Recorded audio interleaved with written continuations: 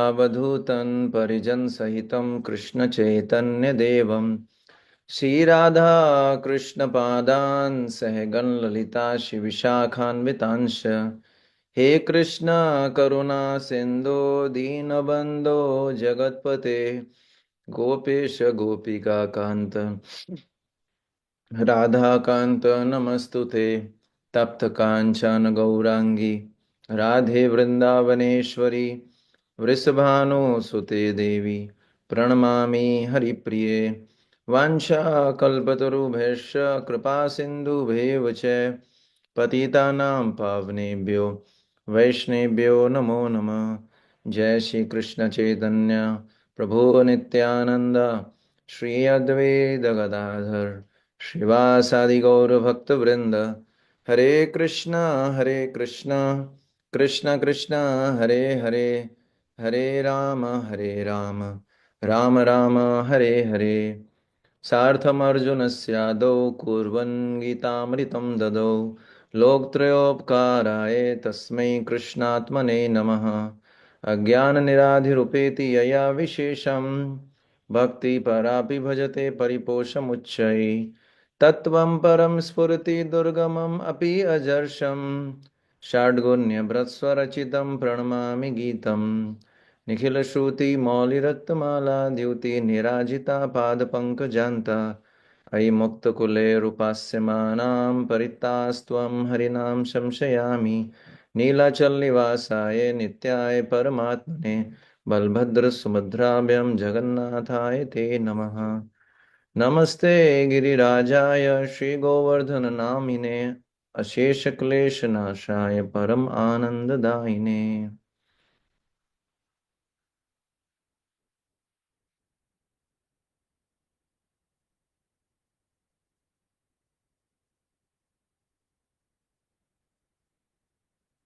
हरे कृष्णा।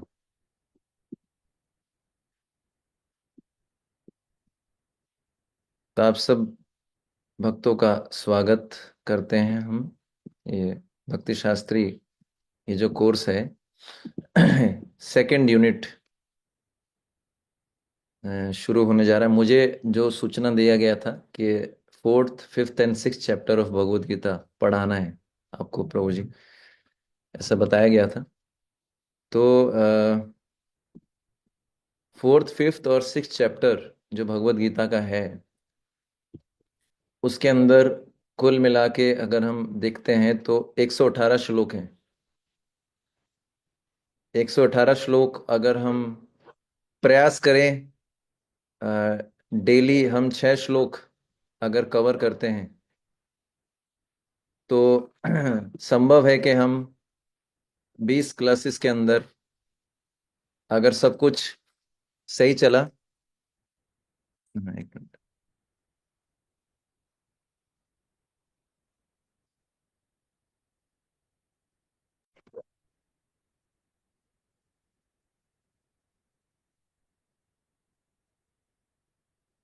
हरे कृष्णा हरे कृष्णा हरे कृष्णा। अभी voice clear आ रहा है पहले से?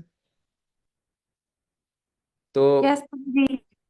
हाँ, तो अगर सब कुछ सही रहा तो हम प्रयास करेंगे कि ये टोटल 20 क्लासेस में हो जाए। ठीक है ना? तो अगर हो सकता भी हो, अगर डिपेंड करेगा, हम प्रयास करेंगे 20 क्लासेस में इसको हम कंप्लीट कर पाएं। और वो डिपेंड करेगा कि डेली कितना हम श्लोक कर पाएंगे। ठीक है? तो ये एक जो प्लान था मुझे आपको बताना था। ठीक है? बीच में कुछ हॉलीडेज भी आएंगे, जैसे नित्यानंद त्रयोदशी आएगी। हो सकता है तो थोड़ा फ्लेक्सिबल हम रखेंगे, प्रयास करेंगे। ठीक है? तो आप लोगों ने भगवत गीता के पहले के 3 अध्याय कंप्लीट कर लिए हैं। तीसरे अध्याय का जो शीर्षक है वो क्या है? कर्म योग। तो जब आपने कर्म योग पढ़ा होगा तो देखा होगा कि वहां पर भगवान तीसरे अध्याय के अंदर निष्काम कर्म योग की बात करते हैं। और तीसरे अध्याय के अंत के अंदर भगवान कृष्ण जो हैं वो काम शत्रु के बारे में बात करते हैं। 36 नंबर श्लोक से 43, कैसे काम शत्रु को जीता जाए। ठीक है। तो अभी जो हम चर्चा करेंगे कि तीसरे अध्याय से चौथा अध्याय कैसे कनेक्टेड है, लिंक क्या है। जब हम लिंक को समझ पाएंगे तो उसको रेलिश करना आसान होगा। तीसरे अध्याय के बाद, तीसरे अध्याय का जो टाइटल है वो है कर्म योग, चौथे अध्याय का टाइटल है दिव्य ज्ञान। तो ये कर्म योग के बाद दिव्य ज्ञान ही क्यों आया, तो इसको थोड़ा हम लिंक को समझने का प्रयास करेंगे सबसे पहले। तो तीसरे अध्याय के अंदर पहला पॉइंट तो ये है कि भगवान ने निष्काम कर्म योग के बारे में बताया। निष्काम कर्म योग का अर्थ होता है, उसको इंग्लिश में बोलते हैं ड्यूटीफुल डिटैच्ड वर्क। मतलब जो आपका कर्तव्य है, डिटैच्ड, उसको, मेरा हिंदी उतना अच्छा नहीं रहेगा तो मेरे मैं प्रयास करूंगा। डिटैच का अर्थ होता है कोई किसी प्रकार की आसक्ति ना होना, ड्यूटीफुल डिटैच्ड वर्क, इसको बोलते हैं निष्काम कर्म योग। तो भगवान ने निष्काम कर्म योग के बारे में बताया तीसरे अध्याय में। ठीक है। निष्काम कर्म योग और भक्ति योग में एक डिफरेंस होता है जिसे जान लेना चाहिए, इंपॉर्टेंट है। निष्काम कर्म योग या कर्म योग जिसको हम बोलते हैं, उसमें क्या होता है कि कोई भी व्यक्ति जो है, जो उसको प्रैक्टिस करता है, वो अपने निर्धारित कर्तव्य करता है डिटैचमेंट के साथ, बिना किसी आसक्ति के साथ, है ना। और लक्ष्य उसका जो है भगवान को अर्पित करना चाहता है उस कार्य के फल को। लेकिन उसका लक्ष्य क्या होता है, मुक्ति, लिबरेशन। भक्ति में क्या होता है, वो अपने कर्तव्य करता है, निर्धारित कर्तव्य, उसमें भी डिटैचमेंट का भाव होता है, वो भी कृष्ण को अर्पित करता है, लेकिन उसका लक्ष्य जो है वो मुक्ति नहीं होता, कृष्ण की प्रसन्नता होता है। ये फर्क है निष्काम कर्म योग और भक्ति योग में। भक्त, या दूसरे शब्दों में ऐसा बोला जाए कि भक्ति योग में भक्त जो है वो भगवान की प्रसन्नता के लिए स्टार्टिंग से ही वही कार्य करता है जो भगवान को पसंद है। और निष्काम कर्म योग में वो जो है कार्य जो है वो अपनी पसंद से करता है, उसका फल भगवान को अर्पित करता है। ये डिफरेंस है। तो भगवान ने निष्काम कर्म योग के बारे में बताया। निष्काम कर्म योग का जो लक्ष्य होता है वो है ज्ञान। जब निष्काम कर्म योग का अभ्यास किया जाता है तो व्यक्ति को क्या प्राप्त होता है, ज्ञान। उदाहरण के लिए इसको कैसे समझें, आपने केमिस्ट्री, फिजिक्स, कोई भी एक्सपेरिमेंट ले लीजिए, कोई भी सब्जेक्ट ले लीजिए, आपने उसका थ्योरी पढ़ते हैं, फिर लैब के अंदर जो है एक्सपेरिमेंट किया जाता है, जैसे टाइट्रेशन या कोई भी एक्सपेरिमेंट, या फिजिक्स के एक्सपेरिमेंट की बात करें। जब हम एक्सपेरिमेंट करते हैं, एक्सपेरिमेंट करने के बाद क्या होता है कि,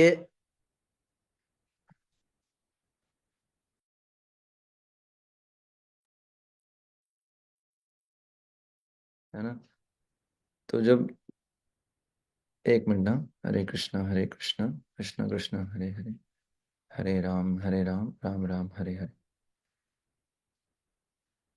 तो जब एक्सपेरिमेंट किया जाता है, एक्सपेरिमेंट करने के बाद क्या होता है, कुछ रीडिंग्स आती हैं। तो थ्योरी में तो हम पढ़ते हैं कि भाई ऐसे एक्सपेरिमेंट होना चाहिए, इसका रिजल्ट ही आना चाहिए। लेकिन एक्सपेरिमेंट होने के बाद हमको समझ में आता है कि भाई ये ऐसे हुआ है, ऐसे हुआ है। प्रैक्टिकली जब उसको किया तो जो नॉलेज हमने लिया था बुक, वो और सुदृढ़ हो जाता है। समझ में आया आपको? प्रैक्टिकल करने के बाद हमको और अच्छे से नॉलेज समझ में आता है। मैं ये बताना चाहता था। तो उसी प्रकार से यहाँ बताया गया है कि जब निष्काम कर्म योग करते हैं ठीक प्रकार से, जब कुछ कार्य करते हैं, है ना, तो उससे एक ज्ञान मिलता है। उससे जो है एक प्रकार का हमारा जो नॉलेज होता है वो सुदृढ़ हो जाता है, इसको बोलते हैं ज्ञान। तो निष्काम कर्म योग भगवान ने बताया तीसरे अध्याय में। ठीक है। और निष्काम कर्म योग के बाद अगला कौन सा आता है, लक्ष्य क्या है निष्काम कर्म योग का, ज्ञान। इसलिए भगवान चौथा अध्याय में क्या बता रहे हैं, दिव्य ज्ञान। समझ में आया आपको? दिव्य ज्ञान बता रहे हैं। ये दिव्य ज्ञान है, भगवान के बारे में है। और तो ये एक लिंक है, ठीक है ना। और फिर दिव्य ज्ञान के बारे में भी बताते हैं, और इस ज्ञान की महिमा के बारे में भी बताते हैं। और शुरुआत करते हैं इस ज्ञान की परंपरा के बारे में बता के, ठीक है। ये एक लिंक है। पहले तीसरे अध्याय के बाद चौथा अध्याय में ये संबंध है। दूसरा एक और संबंध बताया जाता है कि भगवान ने क्या किया, कि तीसरे अध्याय में काम के बारे में बताया, काम। और तीसरे अध्याय का जो आखिरी श्लोक है उसमें भगवान बोलते हैं कि सावधान आध्यात्मिक बुद्धि के द्वारा इस काम शत्रु को जीतो। इंग्लिश में बोलते हैं डेलिबरेट स्पिरिचुअल इंटेलिजेंस। इसके द्वारा इस काम शत्रु को जीतना चाहिए, ठीक है ना। ये बताते हैं। तो काम शत्रु जो है, ये काम, या जिसको मटेरियल डिजायर्स भी बोलते हैं, भौतिक इच्छाएं, ये हमारे लिए बंधन का कारण है। ये हम सब जानते हैं। तो कैसे इस काम शत्रु को जीता जाए? सावधान आध्यात्मिक बुद्धि के द्वारा। अब इसलिए भगवान क्या कर रहे हैं, चौथे अध्याय के अंदर, अभी जो अध्याय शुरू होगा उसके अंदर दिव्य ज्ञान का बारे में बता रहे हैं, जो इस सावधान आध्यात्मिक बुद्धि के द्वारा ग्रहण किया जाता है। बुद्धि जो होती है उसके द्वारा मन को नियंत्रित किया जाता है। तो बुद्धि जो है सावधान आध्यात्मिक बुद्धि का अर्थ क्या है, कि ऐसी बुद्धि जो विवेक, मतलब ऐसी बुद्धि जो ये देख पाए क्या सही है क्या गलत है। ये कैसे पता लगेगा? ज्ञान के द्वारा, दिव्य ज्ञान के द्वारा। तो भगवान जो है इस अध्याय में दिव्य ज्ञान का वर्णन कर रहे हैं, जो कि बुद्धि के द्वारा ग्रहण किया जा सकता है। और जब वो बुद्धि के द्वारा ग्रहण किया जाएगा तो फिर क्या होगा, काम शत्रु को नियंत्रित कर पाएंगे। तो इसलिए जो है ये एक दूसरा लिंक है तीसरे अध्याय से चौथे अध्याय में, क्यों भगवान ने दिव्य ज्ञान के बारे में बताया, ठीक है। तो ये हमारा लिंक हुआ। अब हम इसमें जो है पहले श्लोक पे आते हैं।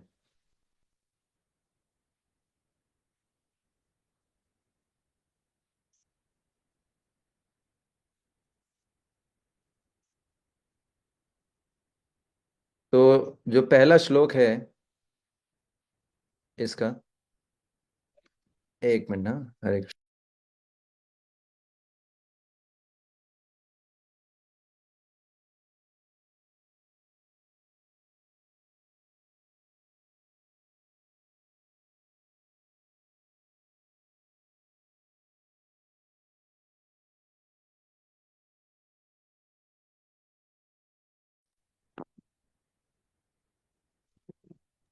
तो ये जो है हमने लिंक के बारे में डिस्कस किया, जो लिंक है, ठीक है ना।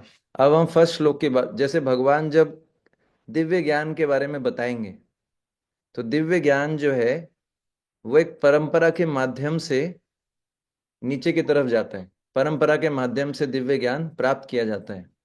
तो इसलिए आप देखेंगे इस अध्याय के अंदर, अगर हम देखें तो टोटल 42 श्लोक हैं। चौथे अध्याय के अंदर 42 श्लोक हैं। और इसमें से पहले जो 4 श्लोक हैं वो परंपरा के बारे में बताते हैं, कि ये जो ज्ञान है वो किस परंपरा में, परंपरा पद्धति के माध्यम से ये ज्ञान नीचे की मतलब ये जो है आगे दिया जाता है। कैसे जो है ज्ञान को हम परंपरा पद्धति से प्राप्त किया जा कर सकते हैं, ये पहले 4 श्लोकों में बताते हैं। फिर 5 नंबर श्लोक से लेकर 10 नंबर श्लोक तक भगवान कृष्ण के आविर्भाव के बारे में बताया गया है, कि भगवान का जो आविर्भाव होता है दिव्य होता है। तो ज्ञान का अर्थ ये भी होता है भगवान के बारे में जानना, भगवान के जन्म और कर्म के बारे में जानना। हम्म भगवान के संबंध में कर्म का अर्थ होता है जो है दिव्य कार्य, हमारी तरह सकाम कर्म नहीं। जब हम अपने संबंध में कर्मों की बात करते हैं तो ज्यादातर जीव जो कार्य करते हैं वो क्या करते हैं, इंद्र तृप्ति के लिए कार्य करते हैं। पर जब भगवान के कार्य होते हैं वो क्या होते हैं, दिव्य होते हैं, तीनों गुणों से परे होते हैं। ठीक है ना। और भक्तों के संबंध में कर्म का अर्थ क्या होता है, भक्ति, भगवान की प्रसन्नता के लिए किया जाता है। तो ये 5 नंबर श्लोक से 10 नंबर श्लोक तक भगवान कृष्ण के प्राकट्य के दिव्य स्वभाव के बारे में बताया जाएगा। फिर 11 नंबर श्लोक से 15 नंबर श्लोक तक बताया जाएगा कि भगवान अलग अलग व्यक्तियों के साथ किस प्रकार से, अलग अलग कैटेगरी के लोगों के साथ कैसे डील करते हैं। ठीक है। और फिर हम आगे चलेंगे, लास्ट में फिर बताया जाएगा, ठीक है ना, कि ये ज्ञान जो है इसकी महिमा क्या है और कैसे इस ज्ञान को हम प्राप्त कर सकते हैं। ये लास्ट के चैप्टर्स में 34, लास्ट के श्लोकों में, लास्ट के वर्सेस में 34 से 42। ठीक है। तो ये 42 श्लोक हैं इस चैप्टर के अंदर, मैंने एक आपको ब्रीफ बताया। ठीक है। तो अब हम चलते हैं पहले नंबर श्लोक पे। तो पहला जो श्लोक है उसमें भगवत गीता के इतिहास को बताया गया है, भगवत गीता का हिस्ट्री। ठीक है। तो वो श्लोक किस प्रकार है, श्री भगवान उवाच, आप मेरे पीछे रिसाइट कर सकते हैं अगर संभव हो पाए,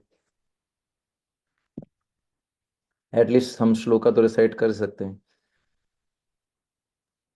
अच्छा, यस, हाँ। श्री भगवान उवाच, श्रीभगवानुवाच इमं विवस्वते योगं इमं विवस्वते योगम् प्रोक्ता वहन अहम अव्ययम् प्रोक्तवानहमव्ययम् विवस्वान्मन्वे प्राह विवस्वान्मन्वे प्राह मनुर्ईश्वाकवे अब्रवीत्। मनुरिष्वे अब्रवीत्। ओके, तो मैं आपको म्यूट कर रहा हूँ सबको। तो यहाँ पर क्या बताया गया है, भगवान कृष्ण ने कहा, मैंने इस अमर योग विद्या का उपदेश सूर्यदेव विवस्वान को दिया, और विवस्वान ने मनुष्यों के पिता मनु को उपदेश दिया, और मनु ने इसका उपदेश किसको दिया, इक्ष्वाकु। ठीक है। तो ये पहला श्लोक है। तो भगवान बता रहे हैं कि मैंने जो भगवत गीता का ज्ञान है किसको दिया, सबसे पहले सूर्यदेव को। सूर्यदेव, यहाँ पर उनका नाम क्या है, विवस्वान। उन्होंने एक ज्ञान किसको दिया, मनु महाराज को। मनु महाराज ने किसको दिया, इक्ष्वाकु जी को। ठीक है।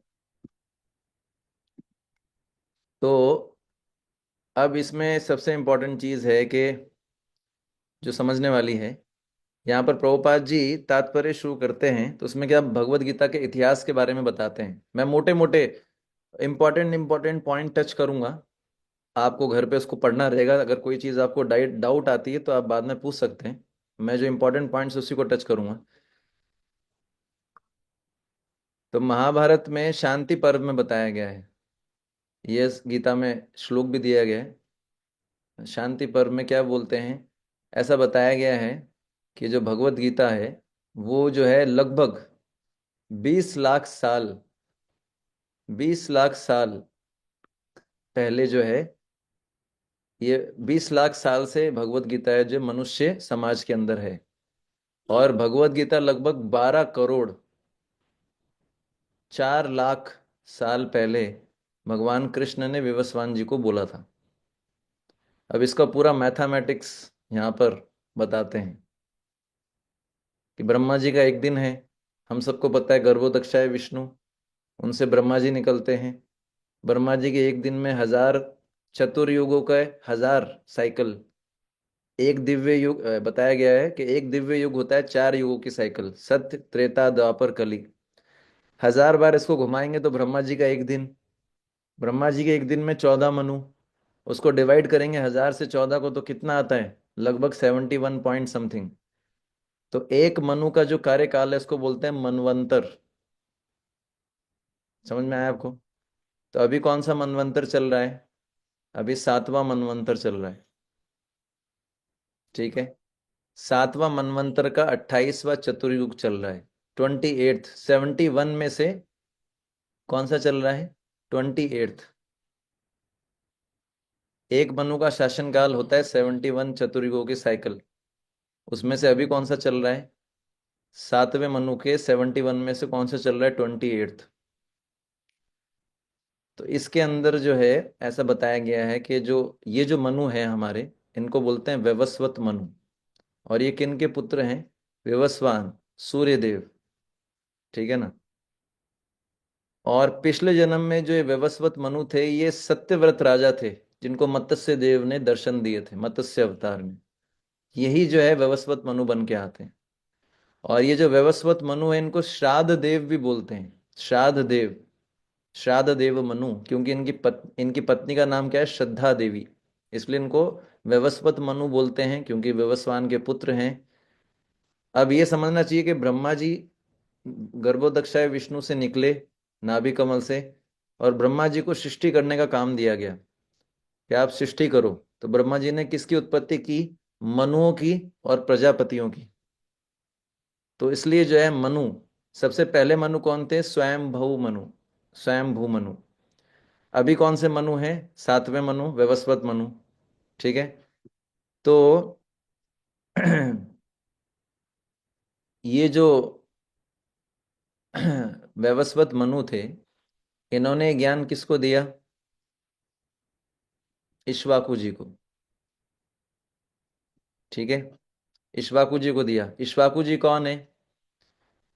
भगवान रामचंद्र, इनकी सूर्यवंशी राजा हैं इक्ष्वाकु। और ऐसा बताते हैं इक्ष्वाकु राजा के 58वें, 58th पीढ़ी में श्री रामचंद्र, भगवान श्री रामचंद्र प्रकट होते हैं। तो ये जो है वंशज हो गए भगवान श्री रामचंद्र के। कौन? इक्ष्वाकु जी। ये समझ में आता है आपको? तो यहाँ पर बताया गया है कि ये जो ज्ञान है विवस्वान, जो सूर्य देव हैं, उनको दिया 12 करोड़ साल, लगभग 12 करोड़ 5 लाख साल पहले, 12 करोड़ 4 लाख साल पहले ये ज्ञान किसको दिया गया? सूर्य देव को। यानी भगवत गीता जो है अभी अर्जुन को नहीं बोली गई, अर्जुन से पहले सूर्य देव को बोली गई। और उसके बाद सूर्य देव ने किसको बोला? मनु जी को। मनु जी से ही मनुष्य शब्द आया है ना। जो मनु के वंशज हैं उनको मनुष्य बोलते हैं। तो सबसे पहले वंशज कौन है? इक्ष्वाकु। मनु के 10 पुत्र हुए थे, उसमें से एक इक्ष्वाकु थे पहले। तो इसलिए जो है इक्ष्वाकु से ही मनुष्य, ये जो है समाज शुरू हुआ है। इसलिए जब इक्ष्वाकु को ये ज्ञान दिया गया, उस समय लगभग, आज से लगभग 20 लाख साल पहले, ये भगवत गीता जो है मनुष्य समाज में आई, इसका ज्ञान ऐसा इसमें बताया गया है। ठीक है ना। ये पॉइंट एक तो आपको बताना था। तब ये ज्ञान क्यों दिया गया सूर्य देव को? विवस्वान जी को ही क्यों दिया गया? क्योंकि सूर्य देव जो है, एक तो राजा हैं, ठीक है ना, राज ऋषि। अगले श्लोक में आएगा। सूर्यदेव क्या है? ये ज्ञान राज ऋषियों के लिए है। ठीक है ना। और राज ऋषि का अर्थ क्या है? राजा और ऋषि। राजा मतलब क्षत्रिय, ऋषि मतलब ब्राह्मण के गुण। तो ऐसे व्यक्ति जो राजा भी हैं और ऋषि भी हैं, उनके लिए ज्ञान है। हम्म। तो ये आप पढ़ेंगे जब, उसका तात्पर्य, तो प्रभुपाद जी बोलते हैं कि भगवत गीता का ज्ञान लीडर्स के लिए है। क्यों राज ऋषियों के लिए? क्योंकि ऐसे लोग जो होते हैं राज ऋषि, वो प्रजा पे शासन करते हैं, प्रजा पे शासन किया जाता है उनके द्वारा। तो अगर प्रजा को अज्ञान से निकालना है, काम के प्रभाव से बचाना है, तो ये ज्ञान प्रजा को देना चाहिए।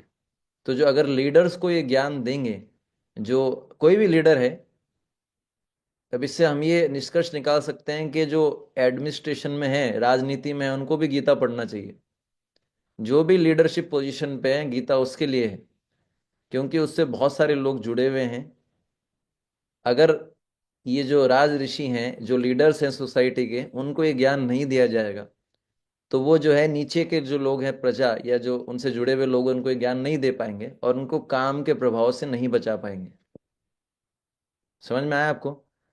तो इससे हमको ये समझ में आता है कि क्यों सेलेक्ट किया गया सूर्यदेव को, क्योंकि एक तो वो राजा हैं, सारे ग्रहों को नियंत्रित करते हैं अपने ताप से। इसलिए प्रभुपाद जी वो श्लोक दे रहे हैं, यत चक्षुरेश सविता सकल ग्रहानाम। ब्रह्म संहिता का श्लोक कोट करते हैं प्रभुपाद इस श्लोक, इस तात्पर्य में, क्योंकि वो राजा हैं सूर्यदेव और अपने ताप से बाकी ग्रहों को नियंत्रित करते हैं। तो इससे हमको पता लगता है। हम्म। तो ये जो ज्ञान है ना, इमं विवस्वते योगम। प्रोक्ता वहम अहम अव्ययम, कि मैंने ये जो ज्ञान है किसको दिया, विवस्वान को दिया। और इसको क्या बोल रहा गया है, अव्ययम। श्री भगवान उवाच है, श्री भगवान बोल रहे हैं यहाँ पर, जहां जहां भी भगवान कृष्ण बोलते हैं वहां पर हमेशा एक शब्द मिलेगा आपको, श्री भगवान उवाच है। ये कौन बोल रहा है, सामान्य व्यक्ति नहीं बोल रहा है, कौन बोल रहे हैं, श्री भगवान बोल रहे हैं। ठीक है। तो ऐसे करके भगवान ने ये ज्ञान किसको दिया, सूर्य देव को दिया, ये बताना चाहते हैं। और इसमें एक शब्द आया अब, योगम, इमम विवस्वते योगम। योगम शब्द का अर्थ क्या है, ऐसा ज्ञान। योग का अर्थ होता है जोड़ना, भगवान से जुड़ना। योग का अर्थ, सामान्य अर्थ होता है जोड़ना। किसको जोड़ना, जीव और भगवान को। किसके माध्यम से, आध्यात्मिक ज्ञान के माध्यम से। इसलिए बोला गया इसको योगम। और अव्यय, अव्यय शब्द का अर्थ होता है अपरिवर्तनशील। अव्यय शब्द का अर्थ होता है जिसको बदला ना जा सके, अपरिवर्तनशील। हम्म। तो यानी ये आगे भी हम चर्चा करेंगे, जो ज्ञान भगवान कृष्ण ने सूर्यदेव को दिया, वैसा का वैसा ज्ञान सूर्यदेव ने किसको दिया, विवस्वान जी ने किसको दिया, मनु को। उसको परिवर्तन नहीं किया। और विवस्वान ने वही, जो मनु जी को जो ज्ञान दिया, मनु जी ने वही ज्ञान बिना परिवर्तन के किसको दिया, मनु को। उसमें कुछ ऐड नहीं किया, कुछ सब्ट्रैक्ट नहीं किया। एक मिनट। हाँ।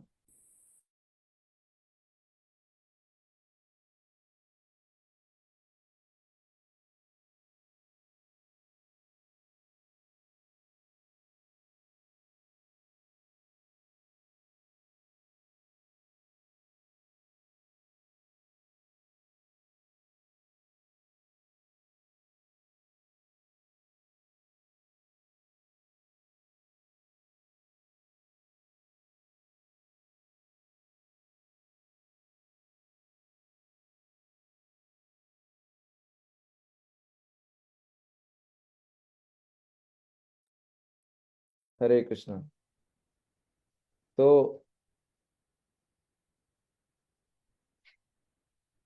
अव्यय शब्द का अर्थ होता है अपरिवर्तनशील, जिसको परिवर्तन ना किया जा सके। ठीक है ना। तो ये ज्ञान एज इट इज पास हुआ है। ये ज्ञान जो है एज इट इज दिया गया है, इसको परिवर्तन नहीं किया गया। ये समझ में आता है आपको। इसलिए हमको भी एज इट इज देना चाहिए, Bhagavad Gita as it is, यथारूप। जैसे ही इसमें कुछ ऐड करेंगे, सब्ट्रैक्ट करेंगे, आगे वाले श्लोक में देखेंगे उससे क्या नुकसान होगा। ठीक है। ये एक चीज आती है। अ, अब प्रश्न, अगर आप, अब प्रश्न उठता है कि 8 तो बज गया यहाँ पर ही, इसको और लंबा खींचें श्लोक को तो फिर मेरे हिसाब से हमको जो है हम आगे चलना चाहिए। ज़्यादा डिटेल में जाएंगे तो फिर हो सकता है कि, तो ये आपको समझ में आता है, मनु इक्ष्वाकु। ठीक है। ये हमारा पॉइंट था। अब आप देखेंगे भगवत गीता के स्टार्टिंग में जो परंपरा दे रखी है, उसमें तो सीधे किसका नाम आता है, कृष्ण, भगवान कृष्ण से ब्रह्मा जी का, फिर नारद मुनि का। तो आपके मन में डाउट आ सकता है, प्रभु जी ये परंपरा अलग है, ये परंपरा अलग है, ये कैसे, है ना। भगवान कृष्ण, नारद मुनि, ब्रह्मा जी, नारद मुनि, व्यासदेव। और आपको पता है महाभारत में क्या बता रखा है, महाभारत में बताया कि ये ज्ञान भगवान ने ब्रह्मा जी को दिया, ब्रह्मा जी ने दक्ष प्रजापति को दिया, दक्ष प्रजापति ने किनको दिया, विवस्वान को। तो ये कैसा चक्कर है, ये कंफ्यूजन कैसा है, ये जो परंपरा आप देख रहे हैं भगवद गीता के स्टार्टिंग में, ये संत परंपरा है। और ये परंपरा जो श्लोक में बताई गई है, राज ऋषि परंपरा है। संत परंपरा मतलब ये केवल संत थे, जैसे आप देख रहे हैं ब्रह्मा जी जो है वो राज ऋषि की कैटेगरी में नहीं आते। ब्रह्मा जी जो है उनमें ब्राह्मणिकल क्वालिटी है, लेकिन वो क्षत्रिय वाली क्वालिटी नहीं है। ऐसे ही दक्ष प्रजापति हैं, उनमें भी जो है क्षत्रिय क्वालिटीज नहीं है, राजा की क्वालिटीज नहीं है, ब्राह्मण वाले क्वालिटीज, इसलिए इनको राज ऋषि में काउंट नहीं किया गया। तो दक्ष प्रजापति ने, इसलिए ये जो परंपरा हम जो भगवत गीता के स्टार्टिंग में देखते हैं ये क्या है, संत परंपरा है। और ये जो इस श्लोक में जो परंपरा बता रहे हैं विवस्वान वाली, ये कौन सी है, राज ऋषि परंपरा। ये दोनों अलग अलग है, ये थोड़ा क्लियर होना चाहिए। एक पॉइंट ये भी है इसमें कि ब्रह्मा जी जो हैं और दक्ष प्रजापति, महाभारत में ऐसा बता रखा है भगवान ने ज्ञान ब्रह्मा जी को दिया, ब्रह्मा जी ने दक्ष प्रजापति को दिया, दक्ष प्रजापति ने विवस्वान जी को दिया। और यहाँ पर भगवान डायरेक्ट क्या बोल रहे हैं, मैंने विवस्वान को दिया। तो महाभारत और इसमें कॉन्ट्रडिक्शन आता है। तो कॉन्ट्रडिक्शन नहीं है, क्योंकि ब्रह्मा जी और दक्ष प्रजापति राज ऋषि नहीं है, राजा नहीं थे वो, उनमें क्षत्रिय क्वालिटीज नहीं थी, ब्राह्मणिकल क्वालिटीज थी, इसलिए उनको राज ऋषि में काउंट नहीं किया गया है। जबकि विवस्वान, मनु और इक्ष्वाकु जी, ये तीनों, इनके अंदर राज ऋषि वाले क्वालिटीज थी। क्षत्रियों का और संतों का, दोनों के गुण इन दोनों के अंदर हैं। इन तीनों के अंदर किस किस में, विवस्वान, मनवे, इक्ष्वाकु। इसलिए जो है ब्रह्मा जी और अ, दक्ष प्रजापति को इंक्लूड नहीं किया गया है, इसलिए कोई कॉन्ट्रडिक्शन नहीं है। समझ में आया आपको? तो ये जो है बताया गया है। तो इस श्लोक में इतना बताया जाता है। तो ये हमने फर्स्ट श्लोक चर्चा डिस्कस किया। सेकंड श्लोक में क्या है, भगवान ने बता दिया, ये जो है भगवत गीता का इतिहास बता दिया पहले श्लोक में। दूसरे श्लोक में भगवत गीता का इतिहास तो बता दिया, ठीक है। अब प्रश्न उठता है कि गीता को समझा कैसे जाए, हाउ टू अंडरस्टैंड गीता, या ये जो दिव्य ज्ञान है इसको कैसे समझा जाए। तो फिर भगवान बताते हैं कि ये परंपरा के माध्यम से ही समझा जा सकता है, परंपरा। तो दूसरा श्लोक का हम उच्चारण करेंगे। एवं परंपरा प्राप्तम। Okay, kindly give us the option to unmute. अच्छा, ओके, सॉरी।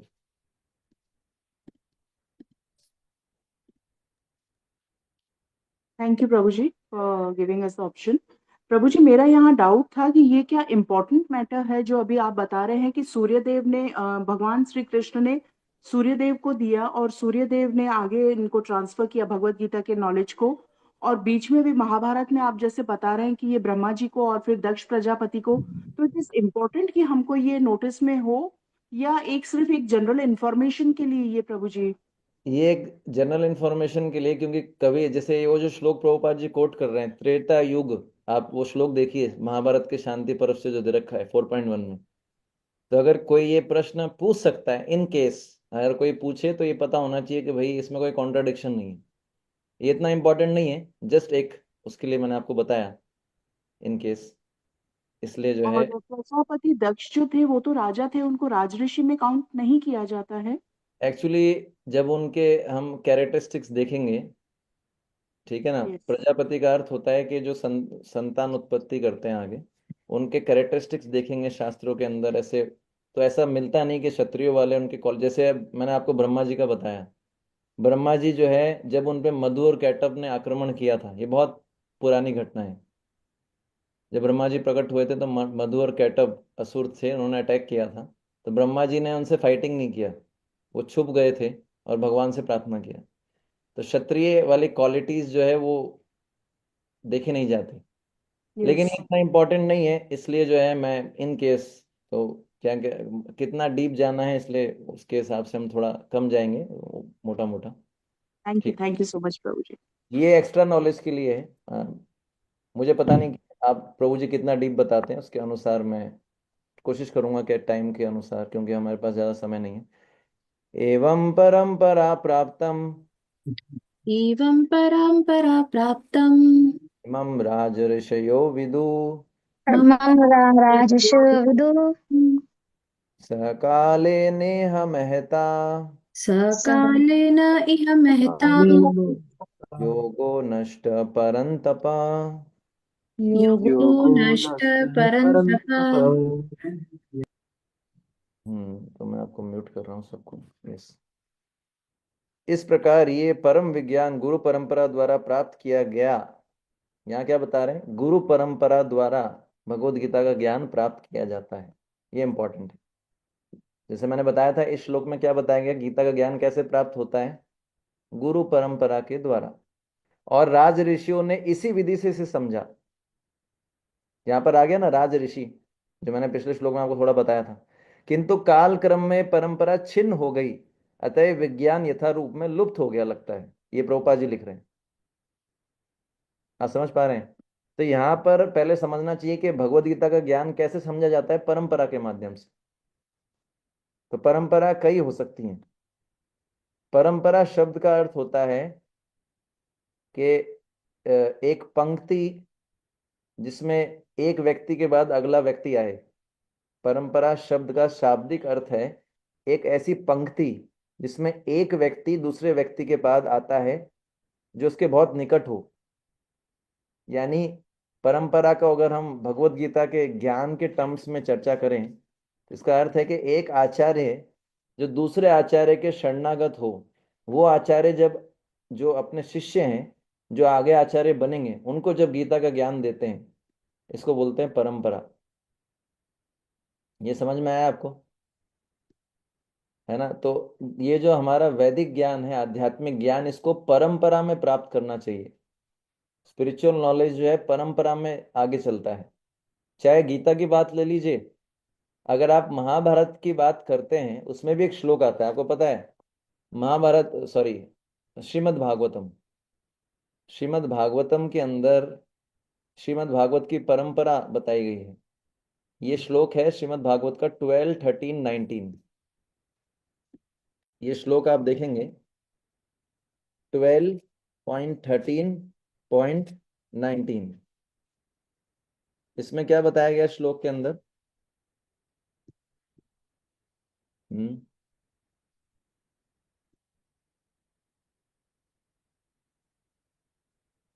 कस्मै येन विभासितो अयम् अतुलो ज्ञान प्रदीप पुरा तद्रूपेण च नारदाय मुनये कृष्णाय तद्रूपिणा योगेन्द्राय तद आत्मनाथ भगवत भगवत राताय कारुण्यतास। तो ये पूरा श्लोक है। श्लोक काफी लंबा है, लेकिन इसमें बताया गया है कि भागवतम किस परंपरा से जाता है। गीता की परंपरा तो यहाँ बताई गई है, भागवतम के लिए बताया गया है कि ये जो भागवतम का जो परंपरा है, भगवान ने ज्ञान दिया ब्रह्मा जी को, ब्रह्मा जी ने नारद मुनि को बोला, नारद जी ने व्यास जी को बोला, व्यास जी ने किसको बोला? सुखदेव गोस्वामी को, और सुखदेव गोस्वामी ने किसको बोला? परीक्षित महाराज को और सूत गोस्वामी जी को। तो ये भागवतम की परंपरा है। तो भागवतम का ज्ञान भी जो है आप देखेंगे परंपरा के माध्यम से प्राप्त करते हैं। गीता का ज्ञान भी परंपरा के माध्यम से प्राप्त किया जाता है। तो इस प्रकार से जो भी आध्यात्मिक ज्ञान है उसको परंपरा पद्धति के माध्यम से ही जो है उसको, इंग्लिश में शब्द आता है प्रिजर्व। हिंदी में इसको क्या बोलते हैं एग्जैक्ट मेरे को शब्द नहीं पता। जैसे प्रिजर्वेशन करते हैं ना किसी चीज का, उसको बचा के रखते हैं। तो वैसे ही जो है, जैसे हम अचार को बचा के रखते हैं ना, अचार के अंदर डालते हैं, अचार को प्रिजर्व करते हैं, प्रिजर्वेटिव डालते हैं, वैसे ही वैदिक ज्ञान को अगर प्रिजर्व रखना है, बचा के रखना है, तो एक ही तरीका है, इसको परंपरा पद्धति के द्वारा आगे बढ़ाया जाए। अगर इसको आगे नहीं बढ़ाया जाएगा तो क्या होगा? संरक्षण, हाँ संरक्षण। तो क्या होगा? ये ज्ञान आगे प्रिजर्व नहीं रहेगा। ठीक है ना? आप देख रहे हैं जब ये कोविड का समय आया था, कोरोना का टाइम, तब गवर्नमेंट ने बोला था मास्क लगाना है, बहुत स्ट्रिक्टली बताया था, है ना? लेकिन कुछ समय बाद क्या होता था? फिर से लोग मास्क लगाना, तो फिर गवर्नमेंट अनाउंस करता था, फिर कुछ रूल्स बनाता था, नहीं मास्क लगाना है। तो जो ज्ञान था मास्क लगाने का, स कालेन है ना, है ना, स कालेन इह महता योगो नष्ट परंतप। समझ गए? जो इंस्ट्रक्शंस गवर्नमेंट ने दिए थे कोरोना के स्टार्टिंग के टाइम में, मास्क लगाना है, डिस्टेंस मेंटेन करना है, कुछ समय तक फॉलो होते हैं, फिर क्या होता है? धीरे धीरे काल क्रम में क्या होता है? योग योग नष्ट परंतप, इस तरीके से। तो फिर क्या होता है, फिर से जो है बार बार स्ट्रेस किया जाता है कि मास्क पहनो। तो जब भी ऐसे इसी प्रकार से तो भगवान जो है रीएस्टेब्लिश करते हैं। आपने वो भगवत गीता का श्लोक पढ़ा है ना, यदा यदा, अभी आएगा, है ना? यदा यदा ही धर्मस्य ग्लानिर्भवति भारत, अभ्युत्थाना, अभी है ना, भगवान बोलते हैं परित्राणाय साधूनां विनाशाय च दुष्कृताम धर्म संस्थापनार्थाय संभवामि योगी योगी। तो इन श्लोकों में भगवान बोलते हैं जब जब धर्म की ग्लानि होती है और अधर्म बढ़ता है, और ये आगे आएगा 4.7 4.8 में। और आज का जो श्लोक है 4.2, इसमें भगवान जो योग बता रहे हैं, योगो नष्ट, और वहां क्या बता रहे हैं, यदा यदा ही धर्मस्य ग्लानिर। तो वहां पर जो धर्म की ग्लानि बता रहे हैं, यहाँ पर जो योग बोल रहे हैं ना, योग नष्ट, वो दोनों एक ही है। वहां पर जो धर्म की ग्लानि बताई गई है और यहाँ पर जो योग नष्ट होना बता रहे हैं, वो दोनों सेम शब्द को, मतलब सेम मैसेज दिया जा रहा है। यहाँ पर बताया गया कि काल क्रम के अनुसार ये ज्ञान क्या हो गया, लुप्त हो गया लगता है। और वहां पर भगवान बोल रहे हैं जब जब धर्म की ग्लानि होती है। तो ये सिनोनस, इसको बोला गया, ये समान अर्थ के शब्द हैं। वहां पर धर्म, यहाँ पर योग, इन दोनों से ये पता लगता है कि हम चाहे इसको योग का नाम दे चाहे धर्म का नाम दे, भगवान श्री कृष्ण से ही योग अथवा धर्म प्रकट होता है, भगवान ही उसकी स्थापना करते हैं। तो जो भगवान 4.7 4.8 में बोलेंगे क्या, धर्म संस्थापनार्थाय, और यहाँ या उससे पहले बोला था, उससे पहले वाली लाइन में बोला था धर्म की ग्लानि, और इस श्लोक में 4.2 में बोल रहे हैं योगो नष्ट परंतपा। ये दोनों एक ही बात है। मतलब ये जो धर्म, या उस उधर जो धर्म शब्द का उपयोग किया गया है, यहाँ पर जो योग शब्द का उपयोग किया गया, दोनों आध्यात्मिक ज्ञान के लिए ही किया गया है। तो इसको ये सेम सेम चीज को बताते हैं ये दोनों श्लोका।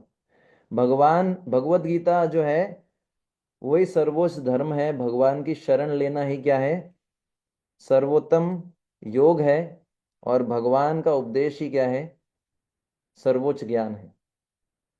तो यहाँ पर जो भगवान बोल रहे हैं योगो नष्ट परंतपा, वही चीज को भगवान आगे बोलेंगे, है ना, क्या, यदा यदा ही धर्मस्य ग्लानिर।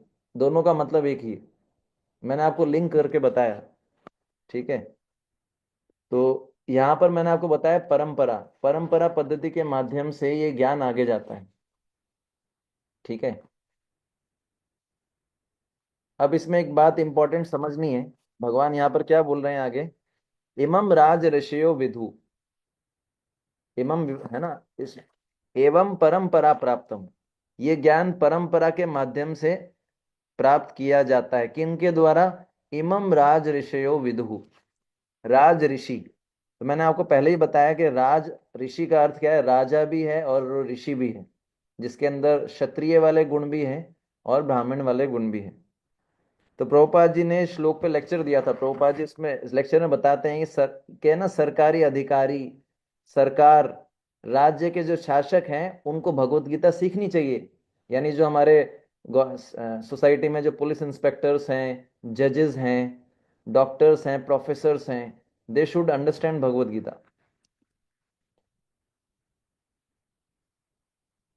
अगर सब लोग ऐसा सीखेंगे तो क्या है, कोई समस्या नहीं आएगी। अभी जो भी प्रॉब्लम्स आ रही है उसका कारण क्या है कि लीडर्स जो अभी हैं उनको आध्यात्मिक ज्ञान का अनु पता नहीं, आध्यात्मिक ज्ञान, इस कारण से वो प्रॉपरली शासन नहीं कर पा रहे हैं, लोगों को काम शत्रु से बचा नहीं पा रहे हैं। आप देख रहे हैं आज के समाज में कितना लस्ट बढ़ता जा रहा है, सब लोग लस्ट की चपेट में हैं। कितना जो है, आप देख रहे हैं अशांति हो चुकी है, शांति का कोई वो ही नहीं है। सब लोग जो है मतलब काफी कितने सारे लोग अनएम्प्लॉयड हैं, चोरी कर रहे हैं, खाली बैठे हैं, डिप्रेशन में जा रहे हैं। इसका कारण क्या है, क्योंकि लीडर्स जो हैं वो आध्यात्मिक ज्ञान के बारे में उनको ज़्यादा पता नहीं है। क्योंकि लीडर का कर्तव्य था कि भाई हर व्यक्ति को एक ज्ञान दिया जाए, हर व्यक्ति को भगवान के बारे में बताया जाए, मनुष्य जीवन की इंपॉर्टेंस बताई जाए। ये प्रभुपाद जी एक लेक्चर में बोलते हैं, तभी राम राज्य स्थापित हो पाएगा। ऐसा बताया जाता था कि परीक्षित महाराज के समय, जब युधिष्ठिर महाराज थे, युधिष्ठिर महाराज के समय इतना इतना अच्छा राज्य था कि किसी को भी आदि देवी, आदि भौतिक और आध्यात्मिक, ये तीनों प्रकार के कष्ट नहीं थे। शास्त्रों में ऐसा वर्णन है। युधिष्ठिर महाराज इतने परफेक्ट राज्य करते थे क्योंकि उनके पास ये दिव्य ज्ञान था। पर आजकल ऐसा देखते हैं आप, ऐसा दिखता है आजकल कितना कष्ट है। आदि आत्मिक कष्ट ज्यादा है, आदि भौतिक भी मान सकते हैं। तो ये क्यों है? क्योंकि लीडर्स के पास ये ज्ञान नहीं है। इसलिए प्रभुपाद जी बोलते हैं, सरकारी सरकार का कर्तव्य है कि सरकारी अधिकारी या राज्य के शासकों को ये ज्ञान सीखना चाहिए। ठीक है ना? तो ये इसलिए राज ऋषि शब्द आया है। और फिर भगवान बोलते हैं, स कालेन इहा महता योगो नष्ट परंतपा। ठीक है ना? तो ये जो ज्ञान दिया गया, भगवान ने जो ज्ञान दिया, यहाँ पर जिस परंपरा की बात हो रही है वो राज ऋषि परंपरा की बात हो रही है। तो इस राज ऋषि परंपरा में पहले कौन थे? सूर्यदेव। सेकंड कौन थे? मनु। थर्ड कौन थे? इक्ष्वाकु। तो फिर आगे बोलते हैं कि लंबे समय के कारण ये ज्ञान नष्ट हो गया, लंबे समय के कारण। ठीक है ना?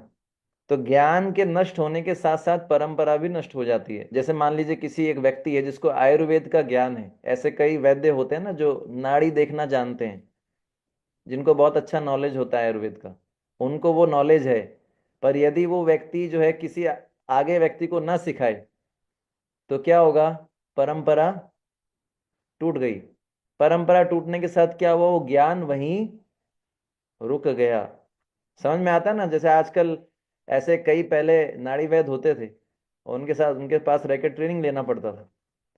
तो ये जो है आध्यात्मिक ज्ञान के साथ साथ परंपरा भी नष्ट हो गई। परंपरा का अर्थ मैंने आपको पहले बताया था कि ऐसी श्रृंखला या ऐसी कतार जिसमें एक आचार्य के शरणागत दूसरा आचार्य हो। मतलब समझ गए? ऐसा क्रम जिसमें एक व्यक्ति दूसरे व्यक्ति के बाद आता है उसके निकट, यानी एक आचार्य दूसरे आचार्य से सीखता है शरणागति के माध्यम से। ये परंपरा का अर्थ है। ठीक है ना? तो भगवान यहाँ पर जिस ज्ञान को नष्ट होने का बात बता रहे हैं वो कौन सा ज्ञान है? आध्यात्मिक ज्ञान। और वो कौन सी परंपरा में नष्ट हो गया? राज ऋषि परंपरा में। पर इसके अलावा बहुत सारी परंपरा है। एक जो परंपरा हमने पीछे देखी वो है संत परंपरा। ऐसे ही और भी बहुत सारी परंपराएं, कई सारी परंपराएं हैं। ठीक है ना? आप श्रीमद् भागवतम में पढ़ेंगे 10वें स्कंद के पहले अध्याय के 17वें अध्याय में, तो सुखदेव गोस्वामी बोलते हैं, ठीक है ना, जब भगवान कृष्ण का अवतार होने से पहले आपने पढ़ा है ना कि असुर असुर राजा बढ़ गए थे, तो उनका इतना ज्यादा भार हो गया कि पृथ्वी देवी सहन नहीं कर पाई और गाय का रूप लेके ब्रह्मा जी के पास जाती हैं। तो वहां पर प्रभुपाद जी लिख रहे हैं क्या? भगवान कृष्ण और अर्जुन का अवतार इसलिए हुआ है कि उन असुरों का वध किया जा सके जो इस ज्ञान को, परंपरा को ग्रहण नहीं करते और अज्ञान को पृथ्वी पर फैलाते हैं। आप समझ गए? इसको और डिटेल में समझेंगे तो ये समझना पड़ेगा कि जो भगवान अर्जुन को समझाना चाहते हैं कि असुर, ये जो राजा हुए थे उस समय जो राजा हुए थे, ठीक है ना, तो असुरों ने राजाओं के रूप में जन्म लिया और इस ज्ञान या इस परंपरा को नष्ट कर दिया। इसको और थोड़ा मैं क्लियर करता हूँ, शायद आपको थोड़ा टेक्निकल लग रहा होगा। भगवान बोल रहे हैं, समय के कारण स कालेन इहा महता योगो नष्ट परंतप, कि काल के प्रभाव के कारण ये योग नष्ट हो गया, ये भगवान बोल रहे हैं। तो वास्तव में आप देखेंगे कि प्रश्न उठता है कि भगवान ऐसा क्यों बोल रहे हैं कि लंबे समय के कारण ये ज्ञान की परंपरा नष्ट हो गई। तो इसको ऐसे समझना है कि जब कोई बड़ा परिवर्तन आता है इस संसार में, कोई भी बड़ा बड़ा परिवर्तन आता है तो उसका कारण एक काल ही माना जाता है। जो भी बड़ा चेंज आता है, हम बोलते हैं ना कि भाई समय के प्रभाव से ऐसा हो गया, पहले तो बहुत अच्छा चल रहा था, लेकिन समय का भाई काल काल है, समय का प्रभाव है, आज कोई अमीर है कल कोई गरीब हो गया, ऐसा बोलते हैं ना हम, समय का काल का प्रभाव। तो काल के प्रभाव के कारण क्या हुआ, ये ज्ञान की परंपरा नष्ट हो गई। तो वास्तव में अगर इसके गहराई में जाएं तो क्या है कि ऐसा बताया गया कि काल के प्रभाव के कारण कुछ ऐसे राजा हुए जो असुर थे, उन्होंने क्या किया, इस ज्ञान में अपना ज्ञान ऐड कर दिया। यहां पर जो मैंने आपको भागवतम का श्लोक बताया 10.1.17, जिसमें सुखदेव गोस्वामी कहते हैं कि पृथ्वी के ऊपर असुर राजा हो गए जिनके भार को पृथ्वी बर्दाश्त नहीं कर पाई, उसी को समझाते हुए यहाँ पर बताया जा रहा है क्या, कि ऐसे काल के प्रभाव के कारण ऐसे अनेक असुर राजा हुए जिन्होंने ये जो ज्ञान था इसमें अपने विचार डाल दिए, और उसके कारण क्या हो गया, जैसे उदाहरण दिया जाता है, दूध होता है, दूध, दूध इतना पौष्टिक होता है पर अगर सांप उसको थोड़ा सा मुंह लगा दे तो दूध पीने योग्य नहीं रहता, वो जहर बन जाता है। उसी प्रकार से ये जितने भी राजा हुए थे, उसके बाद जो राजा हुए, राज ऋषि परंपरा में आगे जो राजा हुए वो असुर असुर राजा थे, उन्होंने क्या किया, इस ज्ञान में अपना ज्ञान या तो ऐड कर दिया या फिर इसको पूरी तरीके से रिजेक्ट कर दिया। इस कारण से वो परंपरा जो है वो आगे नहीं बढ़ पाई। समझ में आया आपको? और इसी को भगवान इन शब्दों में बोल रहे हैं कि काल के प्रभाव के कारण ये परंपरा, ये ज्ञान नष्ट हो गया। समझ में आया आपको? काल के प्रभाव के कारण ऐसे राजा उत्पन्न हुए जो असुर थे, उन्होंने क्या किया, इस ज्ञान को धीरे धीरे बदल दिया, थोड़ा सा थोड़ा सा चेंज कर, थोड़ा किसी ने चेंज कर दिया, किसी ने स्वीकार नहीं किया। इसके लिए उदाहरण दिया जाता है सांप का। आप बोलेंगे प्रभु जी थोड़ा सा ही तो चेंज किया, सांप का उदाहरण दिया जाता है कि दूध के अंदर सांप थोड़ा सा मुंह लगा ले, वो फिर वो काम हो गया। उसी प्रकार से इस ज्ञान में थोड़ा भी कोई अपने विचार डाल दे, इस ज्ञान का वो पोटेंसी नहीं रहेगा जो होना चाहिए, वो ताकत नहीं रहेगा। तो जो श्रेष्ठ राज ऋषि हुआ करते थे, उन्होंने इस ज्ञान को कभी नहीं बदला, उन्होंने एज इट इज पास किया।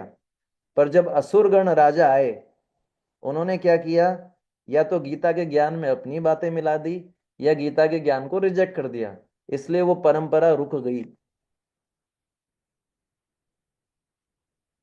और इसी को भगवान बोल रहे हैं काल के प्रभाव के कारण ये परंपरा, ये ज्ञान नष्ट हो गया। समझ गए आप? इसलिए यहाँ पर प्रभुपाद जी ने अपने गीता का नाम क्या दिया है, यथा रूप, एज इट इज। ठीक है ना? तो जो असुर लोग होते हैं उनके लिए भगवत गीता का कोई महत्व नहीं होता। असुर लोग जो होते हैं वो भगवत गीता को इंपॉर्टेंस नहीं देते। हम्म।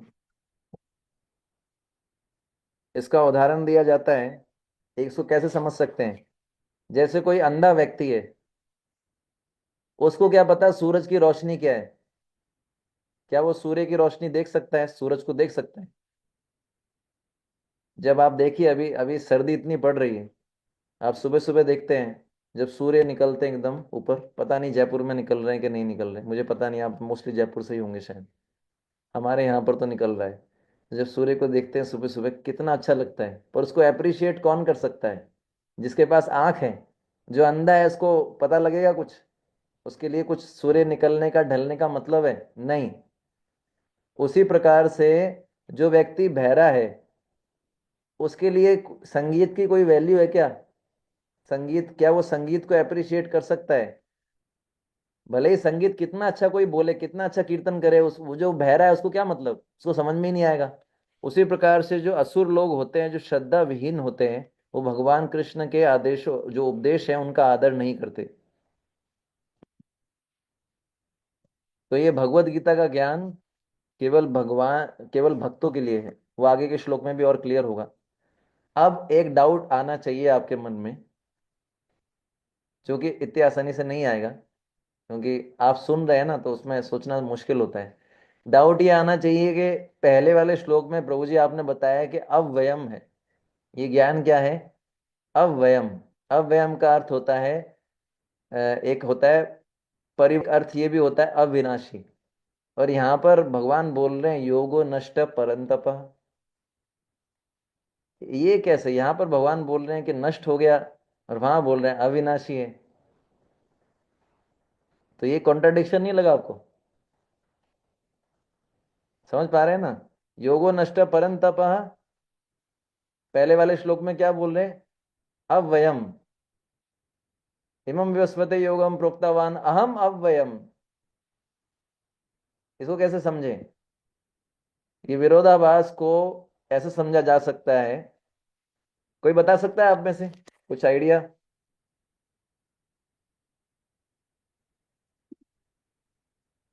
ओके, यहाँ पर किसी भक्त ने जिसमें ओन व्यू मिक्स किए वहां नष्ट किया बताया। अच्छा, हाँ, हरे कृष्णा। हरे कृष्ण प्रभु जी। हाँ, आप हरे। बता आपने जैसे बताया कि हाँ, ये ज्ञान जो नष्ट नहीं हो सकता है, ज्ञान नष्ट नहीं हो सकता है क्योंकि ज्ञान तो शाश्वत है। दूसरा आप बता रहे हैं कि परंतप है योग नष्ट का। जो ये परंपरा है, योग मतलब जुड़ना, वो जोड़ हट गया है, वो जोड़ नष्ट हुआ है जो परंपरा से है। ज्ञान नष्ट नहीं हुआ है, ज्ञान तो एज इट इज है, लेकिन ज्ञान देने वाले नहीं है अब बीच में, वो कड़ी टूट गई है। तो कड़ी टूट गई है तो ज्ञान आगे नहीं जाएगा ना? हाँ जी, ज्ञान आगे नहीं गया, ज्ञान नष्ट नहीं हुआ, ज्ञान तो शाश्वत है, लेकिन अब उसको आगे कैसे दिया जाए, अब वो परंपरा नहीं है। हरे कृष्ण। हाँ, बहुत बहुत धन्यवाद। तो आपने इसको बोल सकते हैं कि मिड मिड आंसर दिया है, ना पूरा गलत है ना सही है, ना दिन में ना रात में, ना ना जो है अस्त्र से ना शस्त्र से। वैसे ही आपका उत्तर सही भी है और गलत भी है। इसको कैसे समझा जाए? जैसे ये ज्ञान कभी नष्ट नहीं हो सकता, ये ज्ञान तो ये जो है नष्ट नहीं कर सकते, इसको अविनाशी है। लेकिन ये जो है ये क्या है? सामान्य लोग यानी हम जैसे लोगों की दृष्टि में ये संदेश नष्ट हो गया। ज्ञान तो है ही, अभी सूर्य जो है हमारे सामने नहीं है, अंधेरा हो गया है, पर क्या सूर्य नष्ट हो गया क्या? तो ज्ञान जो है वो तो है, वो कभी नष्ट नहीं हो सकता। लेकिन हमारी दृष्टि में, सामान्य लोगों की दृष्टि में ये संदेश नष्ट हो गया। क्यों? क्योंकि इसमें ये बदलाव आ गया, ये फिर आगे नहीं बढ़ पाया। इसलिए प्रभुपाद जी लिख रहे हैं यथा रूप में लुप्त हो गया लगता है। आप अनुवाद पढ़ेंगे, यथा रूप में लुप्त हो गया लगता है, ऐसा प्रभुपाद जी लिख रहे हैं ना? अनुवाद पढ़ेंगे, अनुवाद पढ़िए 4.2। यथा रूप में, एज इट इज रूप में लुप्त हो गया लगता है। लेकिन ये ज्ञान है हमारी आंखों की दृष्टि से जो है, सामान्य लोग, हम तो चलो भगवान की भक्ति कर रहे हैं, हमको ये नॉलेज मिल रहा है। लेकिन जो सामान्य लोग हैं उनकी दृष्टि से ये ज्ञान जो है संदेश नष्ट हो गया। ठीक है। और यहाँ पर भगवान अर्जुन के लिए परंतप शब्द यूज कर रहे हैं, योगो नष्ट परंतप। परंतप शब्द जो है उस व्यक्ति के लिए यूज किया जाता है जो परम तपस्या करता है, उत्कृष्ट तपस्या करता है। परम तप का अर्थ होता है उत्कृष्ट तपस्या करने वाला, जबरदस्त तपस्या करने वाला। तो अर्जुन के बारे में तो ऐसे बहुत सारे उदाहरण है कि अर्जुन ऐसी ऐसी तपस्या करते थे, जिसमें से एक बहुत सारे उदाहरण समझे जा सकते हैं।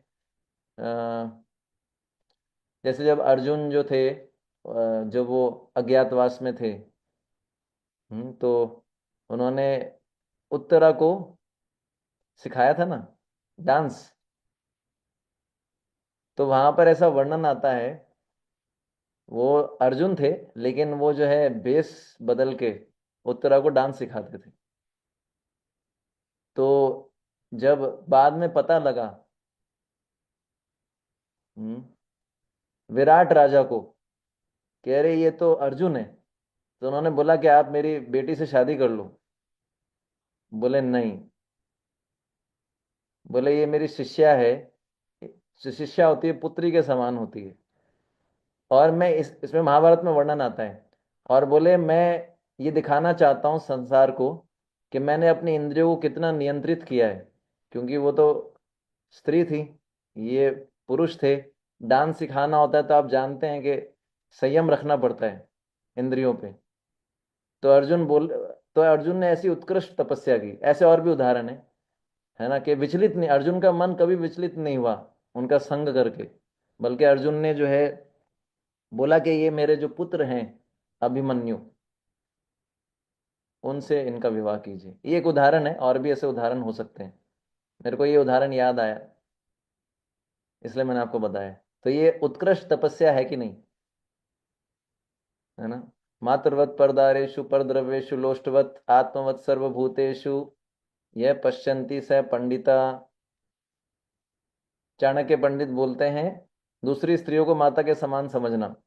लोचनदास ठाकुर जी का तिरोभाव है, उन्होंने अपनी पत्नी को माँ बोल दिया था, है ना।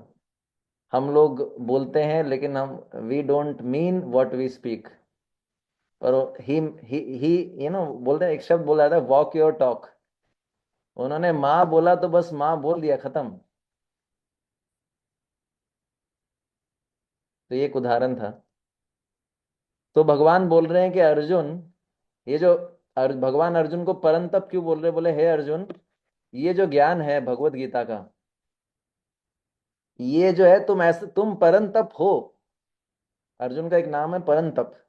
तुमने उत्कृष्ट तपस्या की है, लेकिन ये मत सोचो कि भगवत गीता का ज्ञान उत्कृष्ट तपस्या करने वाले को मिल जाता है तपस्या के बल पे। ना ना ना, ये ज्ञान कैसे मिलता है? परंपरा से सुनना पड़ेगा। एवं परंपरा प्राप्तम। तुमने भले ही उत्कृष्ट तपस्या की है, लेकिन ये भगवत गीता का ज्ञान उत्कृष्ट तपस्या करने से नहीं, कोई भी व्यक्ति प्राप्त नहीं कर सकता। ये ज्ञान केवल मेरी द्वारा जो परंपरा शुरू हुई है उसी में सुन के ही प्राप्त किया जा सकता है। एक अर्थ इसका ये है। दूसरा अर्थ परंतप इसलिए बोला गया है, भगवान बोल रहे हैं कि ये ज्ञान जो है, क्योंकि तुमने ऐसी उत्कृष्ट तपस्या की है अर्जुन, परंतप, इसलिए तुमको ये ज्ञान दिया जा रहा है।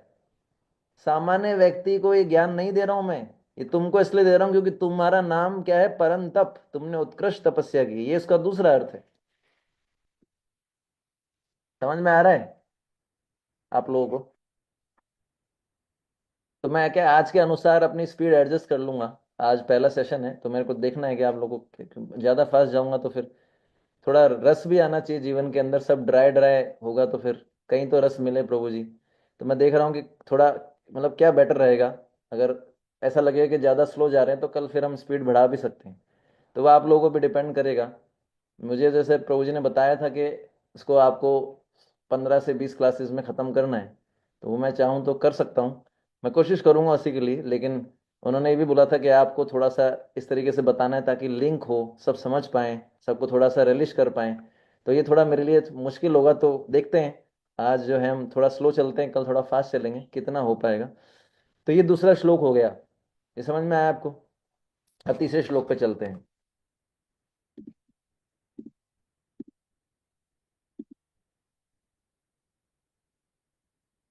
स एवायं मया ते अज्ञ एवायं मया ते अद्य योग प्रोक्ता पुरातना योगा योगा प्रोक्ता प्रोक्ता पुरातनः पुराणा भक्तो भक्तो असी में सखा चेती भक्तो भक्तोऽसि मे मे सखा सखा चेति चेति रहस्यम ही एतत् उत्तमम्। रहस्यम् हि एतदुत्तमम्। ठीक है, मैं आपको म्यूट कर देता हूँ।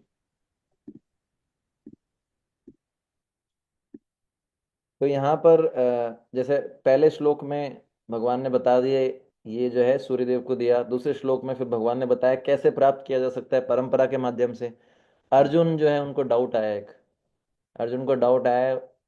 ठीक है, ये तो आप, मैं समझ गया कि आपने ज्ञान सूर्यदेव को दिया, सूर्यदेव ने मनु को दिया, मनु ने श्वाकु जी को दिया। ये भी मैं समझ गया कि परंपरा के माध्यम से राज ऋषियों ने प्राप्त किया। ठीक है ना, ये भी मैं समझ गया आपकी बात। लेकिन मेरे मन में एक डाउट आया।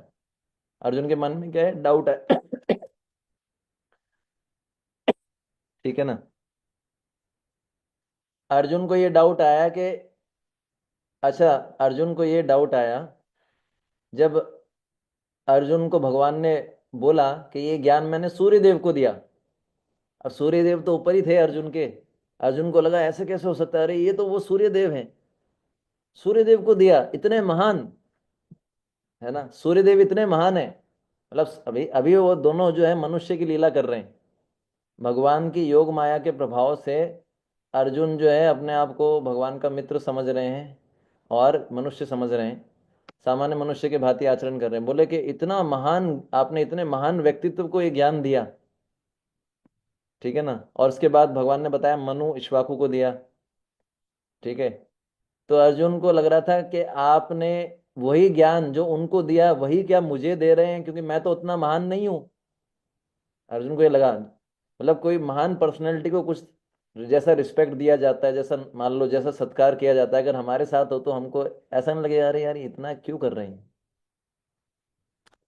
तो उनको ये लगा कि ये क्या वही ज्ञान है जो मुझे दे रहे हैं, क्योंकि सूर्य देव इतने महान व्यक्तित्व हैं, है ना।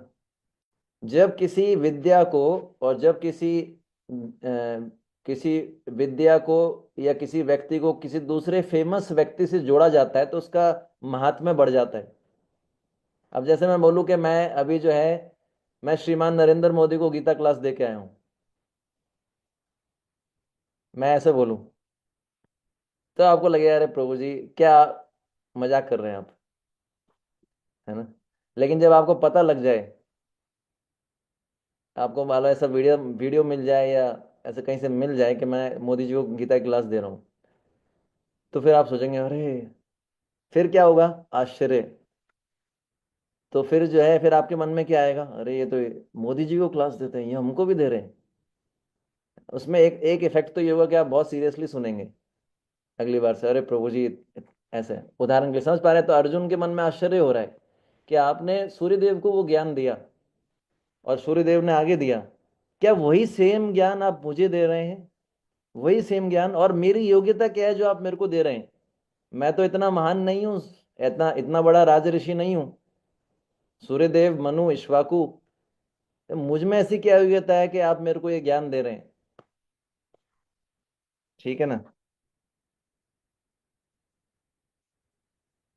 तो अर्जुन, और तीसरा अर्जुन के मन में ये भी विचार आया, क्योंकि अर्जुन जान रहे थे कि अर्जुन ऐसे तो भगवान के पार्षद हैं, भगवान ने योग माया के द्वारा उनका ज्ञान ढक दिया था, लेकिन फिर भी अर्जुन को पता था कि भाई मैं और कृष्ण, अर्जुन जानते थे, और ये जानते थे कि ये दोनों जो है मनुष्य लीला चल रही है।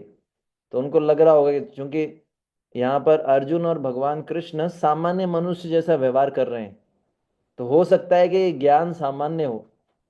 ये तीसरा डाउट अर्जुन का,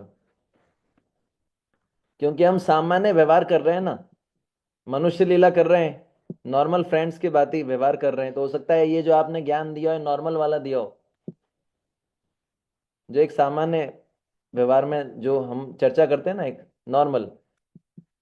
तो अब इस ये तीन डाउट अर्जुन के मन में आए, तो भगवान इनका उत्तर देंगे आज के ये जो 4.3 श्लोक में। तो भगवान क्या बता रहे हैं, स एव अयम, स एव अयम, स एव अयम का अर्थ क्या है, निश्चित रूप से ये ज्ञान, वह ज्ञान निश्चित रूप से वही है। भगवान ने पहले क्वेश्चन का उत्तर क्या दिया, अर्जुन का क्या क्वेश्चन था, क्या ये वही ज्ञान है जो आपने सूर्यदेव को दिया, क्या वही सेम ज्ञान मुझे दे रहे हैं। भगवान क्या बोल रहे हैं, स एव अयम, समझ गए, सर्टेनली, इंग्लिश में बोला जाता है सर्टेनली, हाँ ये वही ज्ञान है, ठीक है ना। मैंने जो ज्ञान सूर्यदेव को दिया था प्राचीन काल में, मैंने उसी के सेम ज्ञान का उपदेश तुम्हें दिया है ना। तो भगवान का ज्ञान ऐसा नहीं है कि सामान्य वैज्ञानिकों जैसा हो जो बार बार बदल जाता है, चेंज वाला नहीं है। इसलिए उसको क्या बोला जाता है, एक शब्द आता है उसको बोला जाता है, पहले बोला गया अव्ययम, एक आएगा अपौरुषेय शब्द आता है। जैसे पहले जो है आपको पता होगा, जब दिमाग दिमाग के ऊपर रिसर्च हो रहा था तो लोगों को ऐसे वैज्ञानिकों ने पहले स्टार्टिंग में बताया कि दिमाग जो है शरीर को ठंडा करने की मशीन है। उनको पता नहीं था कि दिमाग का क्या काम होता है, तो वो रिसर्च कर रहे थे, दिमाग जो है शरीर को ठंडा करने के लिए है। बाद में उन्होंने रिसर्च किया, अरे अरे दिमाग शरीर को ठंडा करने के लिए नहीं होता, है ना। उनको ये समझ में आया कि उनको ऐसा लगा ये चेतना का स्थान है, यहाँ जो है कॉन्शियसनेस यहीं रहती, कॉन्शियसनेस यहीं स्थित होती है, और इसके द्वारा अलग अलग बातों का चिंतन किया जाता है। फिर बाद में उनको पता लगा कि ये चेतना का स्थान भी नहीं है, क्योंकि आत्मा तो हृदय हृदयंतस्थो ही अभद्राणी। अब भगवान बोलते हैं ना, हृदय से अर्जुन तिष्ठति। चेतना तो आत्मा का सिम्टम है। आत्मा कहाँ रहता है? हृदय देशे, हृदय देशे, हृदय देशे बोला गया ना गीता में। तो बार बार बदलता है ना। पहले बोला शरीर को ठंडा करने की मशीन है, फिर बोला कि चेतना का स्थान है, विचार करता है व्यक्ति, फिर बोला चेतना का स्थान भी नहीं है। ऐसे ही बोला गया पहले एटम जो आता था, आपने साइंस में पढ़ा होगा कि एटम को डिवाइड नहीं कर सकते, ये सिद्धांत आया था अलग अलग वैज्ञानिकों का।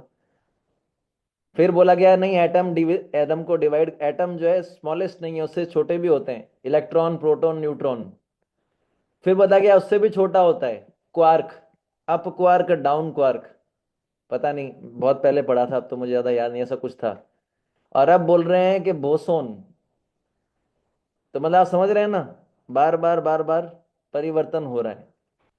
अलग ज्ञान जो है बार बार मतलब ये बदल जाता है, लेकिन भगवान का ज्ञान ऐसा नहीं है। भगवान बोल रहे हैं स एव, ये वही ज्ञान है, स एव अयम, सेम। और फिर बोला गया योग प्रोक्त पुरातन। तो यहाँ पर योग शब्द एक्चुअली संस्कृत में कोई भी शब्द के अनेक अर्थ होते हैं, एक शब्द के अनेक अर्थ हो सकते हैं। तो योग शब्द का अर्थ होता है जोड़ना। योग शब्द का एक और अर्थ होता है, योग शब्द का एक अर्थ होता है, ठीक है ना, कोई भी अगर कोई मशीन है या कोई भी वस्तु है, इसको कैसे उपयोग में लाया जाए, उसका विधि। तो यहाँ पर है योग प्रोक्त पुरातन। पुरातन का अर्थ होता है प्राचीन। यहाँ पर पुरातन शब्द का एक और अर्थ है कि सृष्टि के प्रारंभ से। तो योग पुरातन का अर्थ क्या है? जब मनुष्य की सृष्टि हुई, सृष्टि के प्रारंभ से जब मनुष्य उत्पन्न हुए, तब से ये जो है ज्ञान भगवान ने दिया मनुष्य समाज में। क्यों? ताकि वो अपने जीवन को इस ज्ञान के अनुसार डाल पाए। इसलिए ये बताते ना, Bhagavad Gita is user manual. User manual वो कहाँ से आए? यहाँ से आए, योग प्रोक्तः पुरातन। योग और पुरातन, योग शब्द का अर्थ होता है किसी भी मशीन, किसी वस्तु को कैसे उपयोग में लाया जाए, ये भी इसका एक अर्थ होता है। और पुरातन का अर्थ है प्राचीन, मतलब सृष्टि के आरंभ से। तो जब से मनुष्य जीवन शुरू हुआ है, तो भगवान ने ये इंस्ट्रक्शंस दे दिए कि कैसे जो है आपको अपने जीवन को जीना है। तो इसके लिए मैनुअल दिया। कोई भी हम मशीन काम में लेते हैं, उसके साथ एक मैनुअल आता है, उस मैनुअल के अनुसार उसको काम में लिया जाए तो लंबे समय तक चलता है। अदरवाइज क्या होता है कि खराब हो जाती है मशीन। तो ऐसे ही मनुष्य जीवन कैसा जीना चाहिए, क्या क्या करना चाहिए, वो सब भगवान ने दिया। किस रूप में? ये ज्ञान, दिव्य ज्ञान, जिसको हम बोलते हैं Bhagavad Gita as a manual है, इस तरीके से। ठीक है। फिर भगवान बोलते हैं योगा प्रोक्ता पुरातना भक्तों सी में सखा चेती। ठीक है ना। तो पहला डाउट अर्जुन का क्लियर हो गया। फिर अर्जुन ने पूछा मेरे में ऐसी क्या योग्यता है, आप मेरे को ज्ञान दे रहे हो? मैं तो इतना बड़ा राज ऋषि नहीं हूं। भगवान क्या बोले? भक्तो सीमी, भक्तो, क्या बोले? भक्तो असी मैं सखा चेती। तुम मेरे भक्त हो। भक्त का कई अर्थ होते हैं। भक्त का एक अर्थ होता है अनुरक्त, आसक्त। ठीक है ना, उसको भक्त बोलते हैं। तो जिसका मन और बुद्धि हमेशा कृष्ण में लगा हो। भगवत गीता के 12वें अध्याय के 14वें श्लोक में बताया गया है, जो भक्त अपना मन और बुद्धि मुझे अर्पित कर देता है, वो मुझे प्रिय है। तो वो भी भक्त का सिम्टम है। ठीक है ना। तो भक्त, ये जो है भगवान बोल रहे हैं आप भक्त हो। तो भक्तों के लिए भगवत गीता का ज्ञान है, क्योंकि आप भक्त हो इसलिए इसको समझ पाओगे। इसलिए आप देखते हैं कि साउथ इंडियन ब्राह्मण थे, जब चैतन्य महाप्रभु रंगनाथ जी मंदिर गए थे, सुना है ना ये स्टोरी। एक साउथ इंडियन ब्राह्मण थे, जिनको उनके गुरुजी ने उपदेश दिया था, आदेश दिया था कि भाई गीता पढ़ना है रोज। तो वो ठीक से पढ़ नहीं पाते थे। पढ़ने का प्रयास करते थे, पर सारी चीजें उनको समझ में नहीं आती थी, पर प्रयास करते थे। उनको देख के दूसरे विद्वान ब्राह्मण हंसते थे, देखो ये ढोंग कर रहे हैं। और वो पढ़ते पढ़ते जो है रोने लग जाते थे। तो जब चैतन्य महाप्रभु वहां पर आए, तो उन्होंने देखा, भाई आप उनको देखा, बोले ये व्यक्ति, पहले तो पूछा, देखा उनको, देख रहा है गीता पढ़ रहे हैं, तो उनसे पूछा आप ये क्या कर रहे हैं? बोले कि मैं भगवत गीता पढ़ने का प्रयास कर रहा हूँ, मेरा उच्चारण उतना शुद्ध नहीं है, पर मेरे को गुरुजी ने आदेश दिया है। फिर बोला लेकिन आपके आंखों से आंसू आ रहे हैं, ऐसा क्या आपने पढ़ा? तो उन्होंने बताया कि जब मैं भगवान कृष्ण की भक्तवत्सलता देखता हूँ कि कैसे भगवान कृष्ण अपने भक्तों के लिए क्या बन जाते हैं, सारथी बन जाते हैं, इतने दयालु हैं भक्तवत्सल प्रभु। तो ये देख के मेरी आंखों से आंसू आता है। तो चैतन्य महाप्रभु बोलते हैं क्या, तुम्हारा गीता का अध्ययन पूर्ण हुआ। क्यों? भक्तो असी, भक्त है ना। तो ये भक्त थे वो भगवान के, ठीक है। तो जितना हमारे अंदर भक्ति भावना आएगा उतना हम गीता को और अच्छे से समझ पाएंगे, है ना। तो प्रभुपाद जी इस पे लेक्चर दिए थे, वो बोलते हैं भक्ति, भक्त मतलब, भक्ति का अर्थ है भक्त और भगवान के बीच में जो कार्य होते हैं उसको भक्ति बोलता है, भक्ति बोला जाता है। श्रवणम कीर्तनम विष्णु स्मरणम इत्यादि, ठीक है। और फिर प्रश्न उठता है, ठीक है ना, कि ठीक है मैं भक्त हूं लेकिन आपके इतने सारे भक्त हैं, उनको मुझे क्यों सेलेक्ट किया? भक्त तो आपके और भी हैं। भक्तो असी में सखा, क्या हो तुम मेरे सखा। सखा शब्द के कई अर्थ होते हैं। सखा शब्द का एक अर्थ होता है जो अपने समान प्राण वाला हो। इसका अर्थ क्या है? जो अपने दुख में दुख अनुभव करे, जो अपने सुख में सुख अनुभव करे, बोलते हैं ना। अब इसको इंग्लिश में ऐसा बोला जाता है, ये थोड़ा डिफरेंट है, लेकिन जो अपने दुख में दुख, जब हम दुखी हों तो सखा दुखी हो जाए, जब हम सुखी हों तो सखा सुखी हो जाए, हमारे लिए सखा अपना प्राण दे दे, ऐसे इसको बोलते हैं सखा।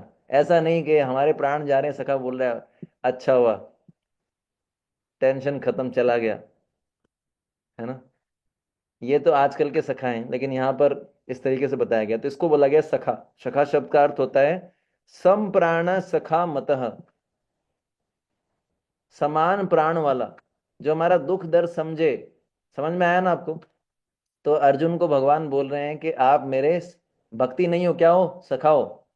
और कई जगह ऐसा प्रूव हुआ है, भगवत गीता में भी भगवान बोलते हैं, महाभारत में वर्णन आता है भीष्म पर्व में, भगवान कृष्ण युधिष्ठिर महाराज से कहते हैं वहां पर कि आपके भाई जो अर्जुन है ना, ये मेरे सखा हैं। अर्जुन से तो आप भगवान गीता में बोले ना, पांडवा नाम धनंजया, मैं पांडवों में धनंजय हूं, है ना, अर्जुन।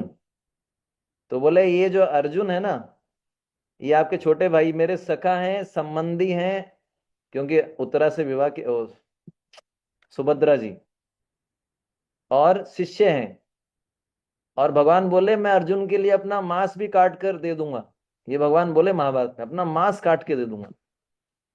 ऐसी मित्रता थी। और भी बहुत जगह वर्णन आता है, भगवान कृष्ण अर्जुन की मित्रता इतनी जबरदस्त थी, है ना।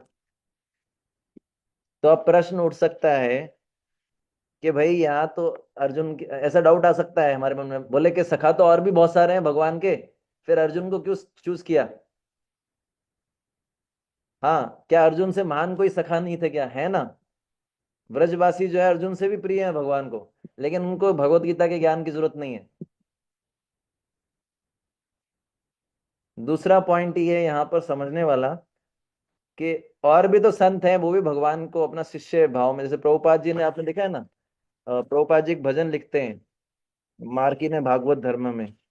प्रभुपाद जी शिप पे जा रहे हैं और फिर बोलते हैं भक्ति वेदांत नाम सार्थक करो, है ना। उसमें एक जगह वर्णन आता है ऐसा कि ऐसा वर्णन आता है, इसको मैं बाद में बताता हूँ, पहले इसको कंप्लीट करता हूँ। तो ये समझ में आया ना आपको? तो अर्जुन से भी महान बहुत सारे सखा हैं, लेकिन उनको ये ज्ञान की जरूरत नहीं है। दूसरा, अन्य जो संत हैं, अन्य भक्त हैं, उनको भी भगवान जो है बाहर से गुरु के माध्यम से और अंदर से ज्ञान देते, लेकिन अर्जुन को विशेष कर चूज किया गया ऐसी परिस्थिति में ज्ञान देने के लिए जो कि युद्ध की परिस्थिति है। तो भगवान ने डायरेक्ट ज्ञान दिया, ये अर्जुन का सौभाग्य था, ठीक है ना। तो इसलिए जो है यहाँ पर ये एक विशेष चीज बताई गई है।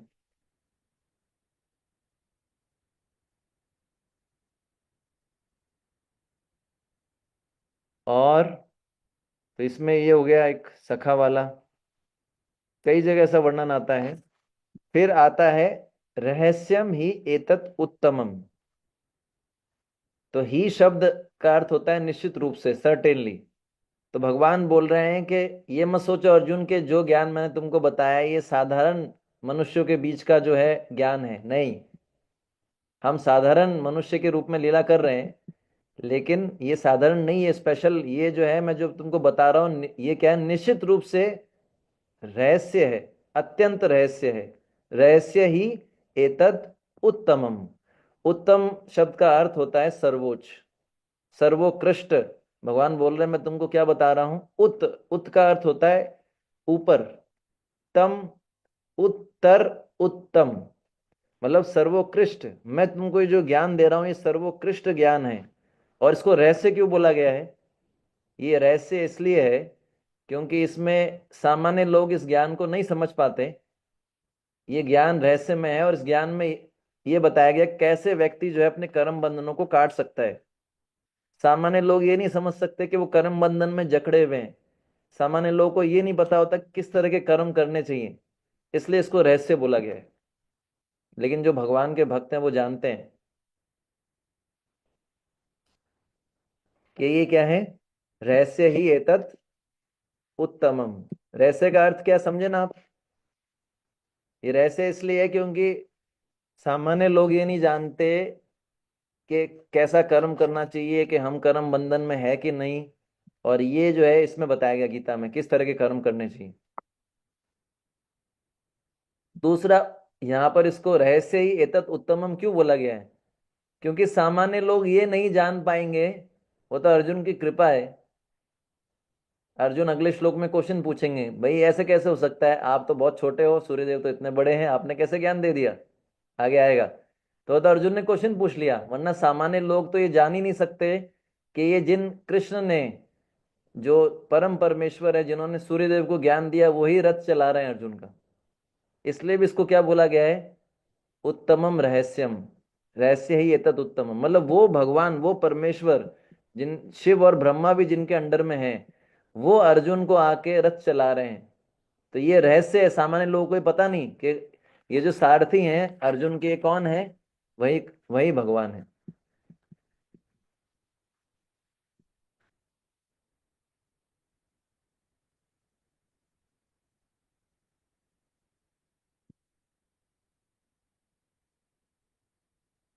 हरे कृष्णा बाबू जी, एक बार फिर से बोलेंगे क्या प्लीज ये वाला लाइन? आ, ये लास्ट वाला। हाँ जी जी प्लीज। तो जो सामान्य लोग हैं वो ये नहीं समझ पाएंगे कि जो भगवान, जो परम भगवान है, परम पुरुषोत्तम, परम नियंत्रक, परम ईश्वर, वही कृष्ण जिनके अंडर में शिव जी हैं, ब्रह्मा जी हैं, जिन्होंने सूर्य देव को ज्ञान दिया, वही कृष्ण रथ चला रहे हैं अर्जुन का। वही समझ नहीं पाएंगे, ये सारथी बने हुए हैं, है ना। इस रहस्य को सामान्य लोग नहीं समझ पाएंगे कि ये वही कृष्ण है जो सारथी बने हैं। उनको समझ में नहीं आएगा, अरे सारथी बने, ये वही कृष्ण है। समझ पा रहे हैं? इसलिए इसको बोला गया रहस्यम ही एतत् उत्तमम। फिर अर्जुन जो है अगले श्लोक में क्या बोलते हैं, तो ये समझ में आया ना आपको? तो जो है अगले अगला श्लोक का हम उच्चारण करेंगे। मैं 3 भी नहीं हो पाया आज, 3 ही कंप्लीट हुआ है, मतलब हम बहुत स्लो पेस पे जा रहे हैं। अर्जुन उवाच अर्जुन उवाच अपरम भवतो जन्म अपरं भवतो जन्म परम जन्म विवस्वतः परं जन्म विवस्वतः कथम एतद्विजानीयाम् कथमेतज्जानीयम् त्वमादो प्रोक्तवानिति। तमादौ प्रोक्तवानिति। आपको म्यूट कर रहा हूँ, है ना। तो यहाँ पर क्या बता रहे हैं, अर्जुन ने कहा सूर्यदेव विवस्वान आपसे पहले हो चुके हैं, ज्येष्ठ हैं, तो फिर मैं कैसे समझूं कि प्रारंभ में भी आपने उन्हें इस विद्या का उपदेश दिया था? आ गया ना डाउट? पहले श्लोक में बोला कि ये ज्ञान मैंने विवस्वान को दिया, और फिर दूसरे श्लोक में बताया ज्ञान कैसे प्राप्त होता है, राजऋषि परंपरा में। फिर अर्जुन को डाउट आया कि वही ज्ञान है, मेरे में ऐसे क्या क्वालिटी है, भक्तो सी में भक्तो असी में सखा चेती। फिर अब ये जो है अर्जुन का कॉमन सेंस वाला क्वेश्चन है, ये मैं कैसे समझूं? भाई आप तो सूर्यदेव विवस्वान तो आपसे पहले हो चुके हैं कि आपने उनको उपदेश दिया, ठीक है ना? तो अर्जुन जो है भगवान के जन्म की दिव्यता के संबंध में जिज्ञासा कर रहे हैं इस श्लोक में। हम्म अर्जुन को जब भगवान ने बोला तुम मेरे सखा हो और तुम मेरे मित्र हो, तुम मेरे भक्त हो, इसलिए मैं तुमको ये ज्ञान दे रहा हूं, तो अर्जुन को बहुत ऐसा लगा। अर्जुन मान रहे थे कि भगवान की मेरे पे असीमित कृपा है, कि भगवान मेरे को अपना सखा मानते हैं, कितनी बड़ी कृपा है। और फिर अर्जुन को ये भी समझ में आ गया कि ये दिव्य ज्ञान है, ये साधारण वाला ज्ञान नहीं है। तो इसलिए जो है अर्जुन, लेकिन अब ये पूछ रहे हैं कि ऐसा कैसे हो सकता है, लेकिन आप तो अभी हैं, सूर्यदेव तो आपसे इतने वरिष्ठ हैं, उनको कैसे ज्ञान दे दिया आपने? तो यहां पर शब्द आया है अर्जुन उवाच। हम्म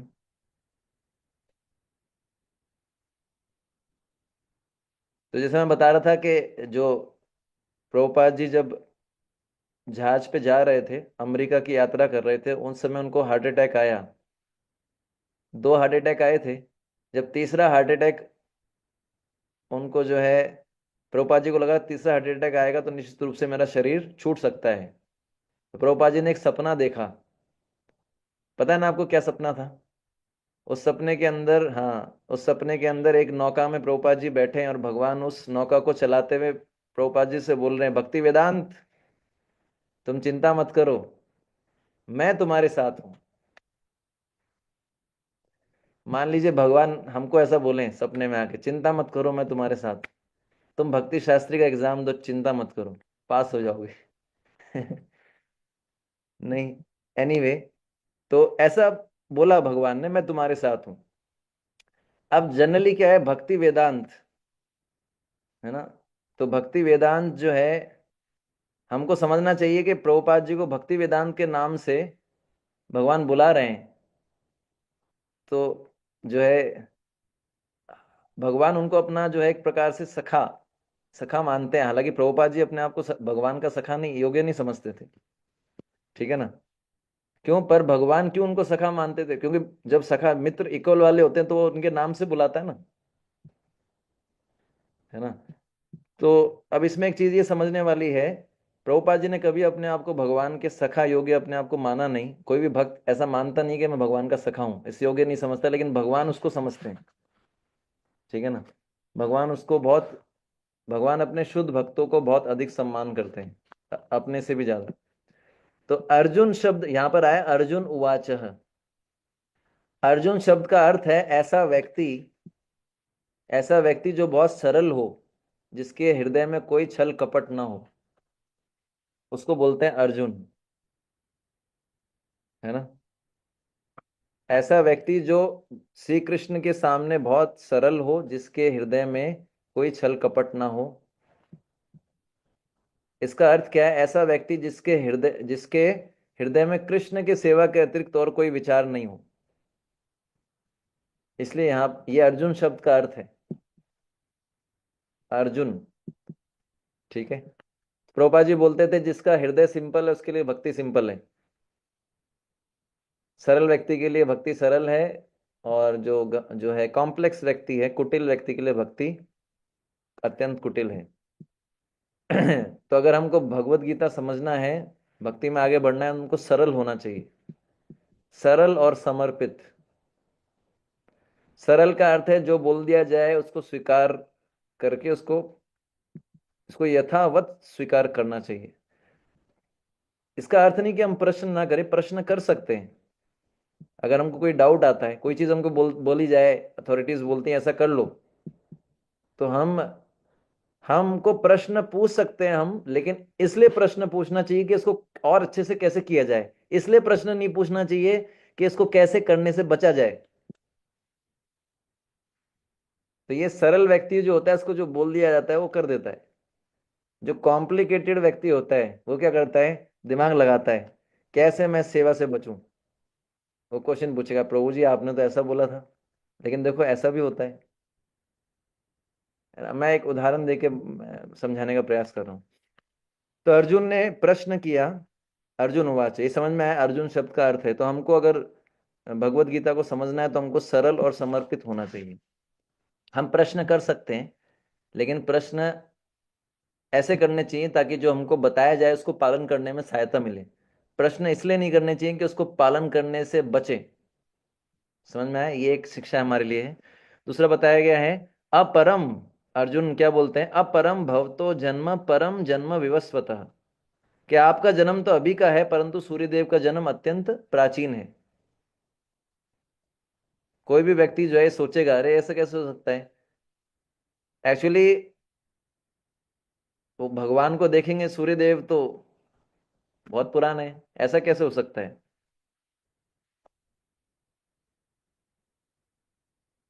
तो मैंने बताया, जो पिछले श्लोक में आपको बताया था कि जब भगवान बोलते हैं रहस्य ही एतत् उत्तमम, तो मैंने बताया था ये रहस्य जो है सामान्य लोग के लिए रहस्य है कि जो कृष्ण मेरे सारथी हैं उन्होंने ही सूर्यदेव को ये ज्ञान दिया, वही मेरे सारथी बने। ठीक है ना? तो अर्जुन हम जैसे मूर्ख जीवों के प्रति दया, जो अर्जुन तो भक्त है ना, तो भक्त का हृदय जो है बहुत दयावान होता है। तो अर्जुन ने सोचा सामान्य जीव जो है वो तो इतने बुद्धिमान नहीं है। ठीक है ना? वे वो तो समझ नहीं पाएंगे कि जो मेरा रथ चला रहे हैं वो परम पुरुषोत्तम भगवान है। शिव जी ब्रह्मा जी भी उनकी पूजा करते हैं। तो मैं ऐसा प्रश्न पूछूं ताकि सभी के सामने भगवान खुद ही बोल दें। मैं ऐसा प्रश्न पूछूं ताकि सबको पता लग जाए कि भाई कृष्ण कौन है। इसलिए तो अर्जुन पूछ रहे हैं, भाई आप तो अभी हो, सूर्य देव तो बहुत पहले हुए थे, आपने ये ज्ञान कैसे दे दिया उनको? तो इसका अर्थ ये नहीं था कि अर्जुन को विश्वास नहीं हो रहा। आप ये मन में संशय आ सकता है कि अर्जुन तो भगवान के भक्त हैं, फिर उनको विश्वास क्यों नहीं हो रहा भगवान की बात पे? भगवान ने बोल दिया, फिर ये क्वेश्चन क्यों पूछ रहा है? अर्जुन को विश्वास था, लेकिन अर्जुन, जो ऐसे बहुत सारे असुर लोग हैं, ऐसे जो जिनको श्रद्धा नहीं है, उनके लिए अर्जुन ये प्रश्न पूछ रहे हैं कि भाई आप ये बताइए कि आपने ज्ञान कैसे दे दिया उनको। हम्म? जैसे बहुत सारे लोग मिलेंगे आपको, बोलेंगे भगवत गीता ये तो सब काल्पनिक है,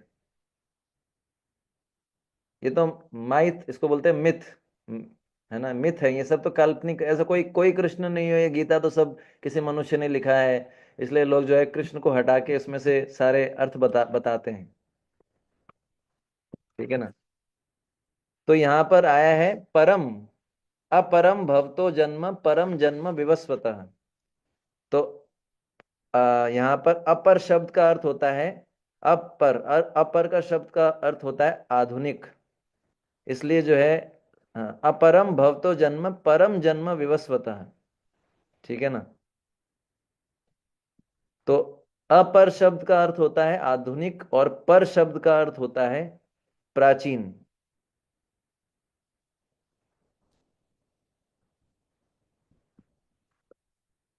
तो सूर्य देव क्या है?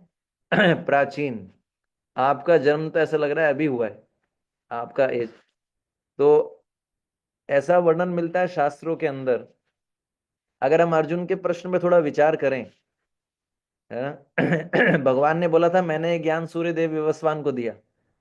तो भगवान ने ये थोड़ी बोला था कि मैंने जन्म के समय दिया ये ज्ञान सूर्य देव को, अपने जन्म के समय। या भगवान ने ऐसे थोड़ी बोला कि मैंने अपने जीवन काल के मध्य में ये ज्ञान दिया। मतलब इसको लोग, इस ये जो भगवान ने बोला मैंने ये ज्ञान सूर्य देव को दिया, इसको लोग कैसे मिसअंडरस्टूड कर सकते हैं, वो हम थोड़ा विचार करेंगे। भगवान ने ज्ञान सूर्य देव को दिया, इसका अर्थ क्या है? कि भगवान ने अपने जीवन काल के मध्य में दिया होगा या अपने जन्म के समय दे दिया होगा, अगर हम इसको विचार करें। पर अगर भगवान ने अपने जीवन काल में सूर्य देव को उपदेश दिया तो उसमें प्रॉब्लम आएगी। सूर्य देव को अगर भगवान उपदेश देते तो भगवान फेमस हो जाते ना कि इन्होंने सूर्य देव को उपदेश दिया, किसी को पता ही नहीं। और भगवान को सूर्यदेव को उपदेश देने के लिए या तो सूर्य लोक जाना पड़ता, जैसे हनुमान जी गए थे सूर्यदेव जी के पास में ज्ञान लेने के लिए, या सूर्यदेव को पृथ्वी पे आना पड़ता। पर किसी को, या फिर गुप्त रूप से भगवान ज्ञान देते सूर्यदेव को, अगर किसी को पता नहीं था तो। समझ पा रहे हैं आप? समझ में आ रहा है या ऊपर से जा रहा है? मतलब अर्जुन ने जो क्वेश्चन किया है, अर्जुन जो है, ये जो अर्जुन के क्वेश्चन है इस पे हम विचार कर रहे हैं। अर्जुन क्या पूछ रहे हैं, भगवान ने जब पहले नंबर श्लोक में बोला मैंने ये ज्ञान सूर्यदेव को दिया, तो अर्जुन ये सोच रहा है कि भाई सूर्यदेव तो आपसे पहले हो चुके हैं, आप ये ज्ञान कैसे दे सकते हैं उनको, मेरे समझ में नहीं आ रहा है चीज। तो भगवान ने ये तो बोला नहीं कि मैंने जो है अपने जन्म के समय ज्ञान दिया था सूर्यदेव को।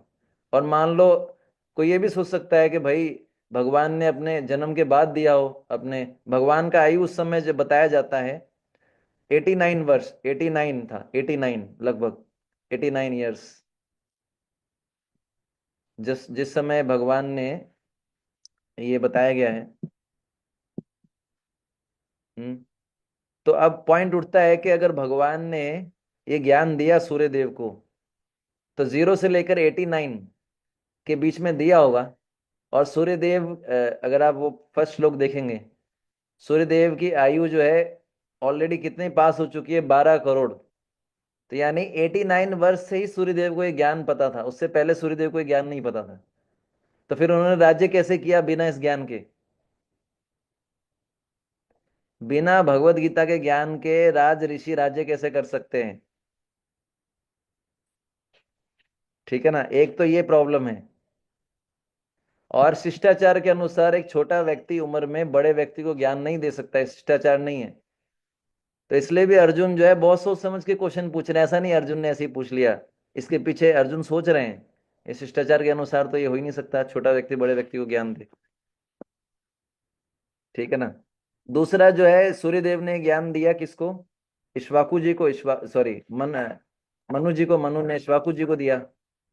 अब आपको पता है ये भागवतम में वर्णन आता है, अभी जो है अभी की स्थिति में मनु महाराज और सूर्यदेव ये दोनों जो हैं जीवित हैं, लेकिन इक्ष्वाकु जी अपना शरीर छोड़ चुके हैं। तो इक्ष्वाकु जी के जो अगले पुत्र थे उनका नाम क्या था? उनका नाम था विकुक्षी राजा, उनका नाम था राजा विकुक्षी। तो उनके शरीर छोड़ने से पहले ज्ञान दिया होगा। जो जो एक मनु होते हैं या जो सूर्यदेव है विवस्वान, उनका जो राज्य काल होता है वो होता है, मैंने बताया, एक मनवंतर। तो ये जो विवस्वान है और जो व्यवस्वत मनु है, इनकी उम्र कितनी है? एक मनवंतर, एक मनवंतर में होते हैं 71 चतुर्युग। तो अभी कौन सा चल रहा है? 28th। ठीक है। तो इक्ष्वाकु जी के शरीर छोड़ने से पहले भगवान ने ज्ञान दिया होगा सूर्यदेव को, तभी तो इक्ष्वाकु जी को मिला। अगर शरीर छोड़ दिया इक्ष्वाकु जी ने तो ज्ञान कैसे मिलेगा इक्ष्वाकु जी को? तो अभी चल रहा है 28 चतुर्युग। 28 चतुर्युग युग इंटू 43,20,000 साल। इसको आप मल्टीप्लाई करेंगे तो कितना आएगा पता है आपको? 12 करोड़।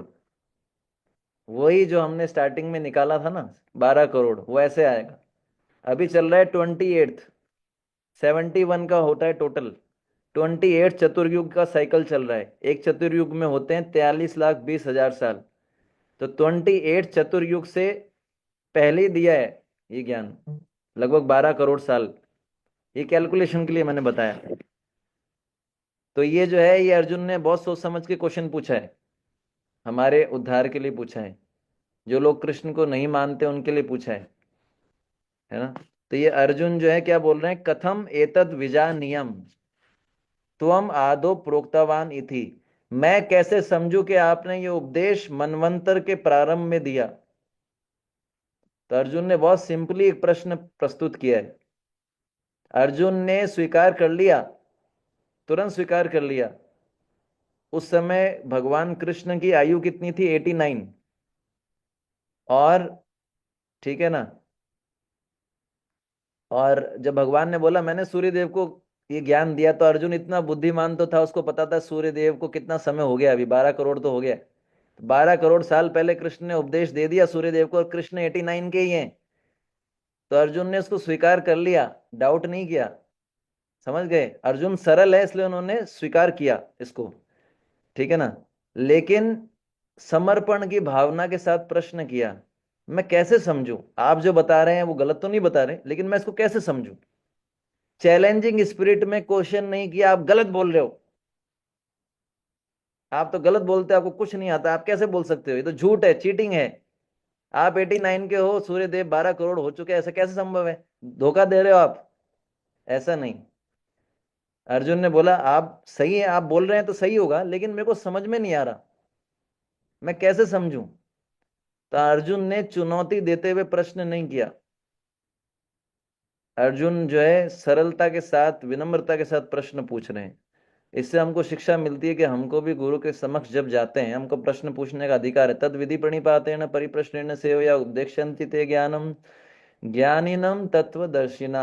चैलेंजिंग स्पिरिट से क्वेश्चन नहीं पूछना चाहिए, विनम्रता के साथ जो आपके डाउट्स हैं आप पूछ सकते हैं, लेकिन ऐसा मन में भावना नहीं आना चाहिए देखो अब बताएंगे, हम ऐसा क्वेश्चन पूछेंगे, इनको नहीं आएगा, देखा फिर बेइज्जती होगी इनकी। तो इस प्रकार से नहीं करना चाहिए।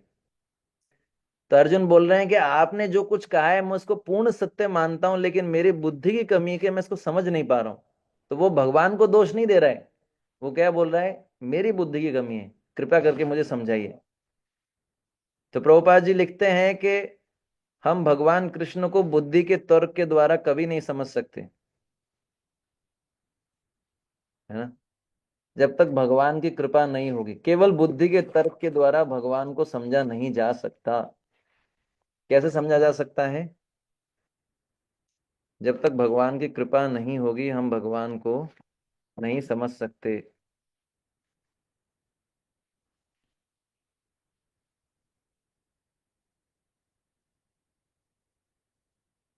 ठीक है, बहुत बहुत धन्यवाद। हरे कृष्णा।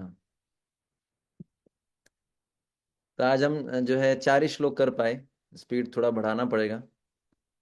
6 श्लोक करेंगे तो फिर 20 क्लास में हम कर पाएंगे। तो क्वेश्चन आंसर का भी टाइम नहीं बचा, मतलब 9 बजे तक है, उसमें क्वेश्चन आंसर भी करने हैं, तो फिर उस तरीके से करना पड़ेगा। पता नहीं मुझे आप लोगों को कितना समझ में आया। तो अगर आपको लगता है बहुत ज़्यादा स्लो है तो हम इसको फास्ट कर सकते हैं, हम बहुत ज़्यादा डिटेल्स में ना जाएं। तो आप बता सकते हैं, उसके अनुसार हम स्पीड बढ़ा भी सकते हैं।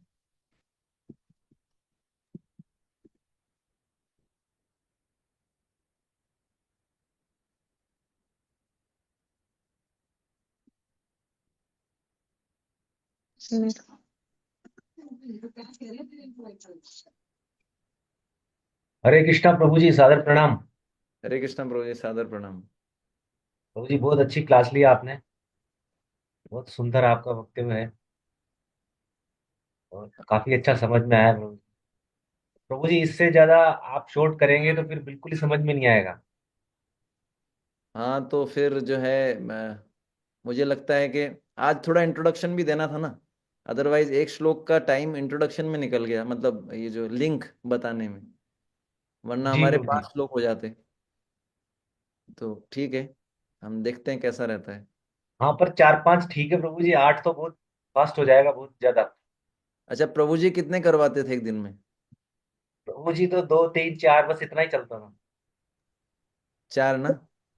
रोज हमारा जी। पहला यूनिट में 35 क्लासेस हुई थी, 30 से 30, ऊपर 34 35 चली गई। 35।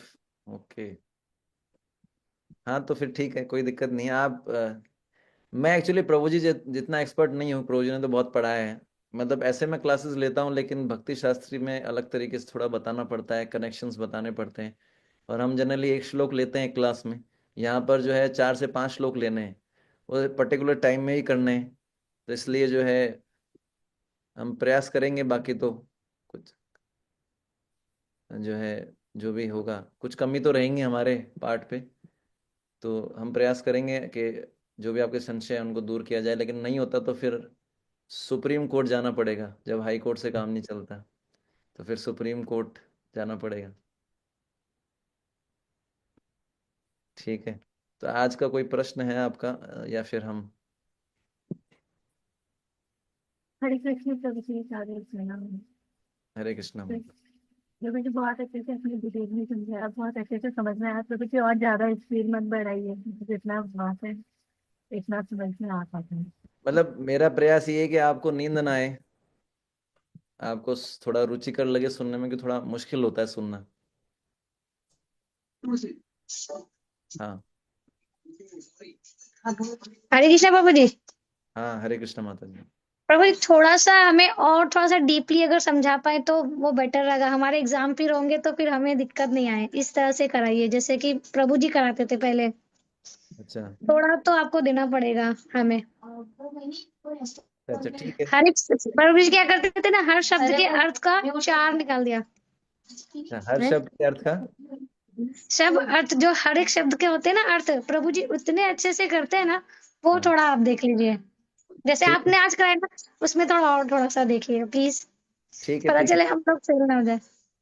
नहीं नहीं, आप चिंता मत कीजिए, हम प्रयास करेंगे आप और डेफ में। लेकिन वैसे जो भक्ति शास्त्री के क्वेश्चंस आते हैं ना, वो ओपन ओपन वाले तो अलग ही होते हैं। क्लोज बुक वाले में तो दिक्कत नहीं आएगी आपको, लेकिन ओपन बुक वाले में थोड़ा आपको सोचना पड़ेगा।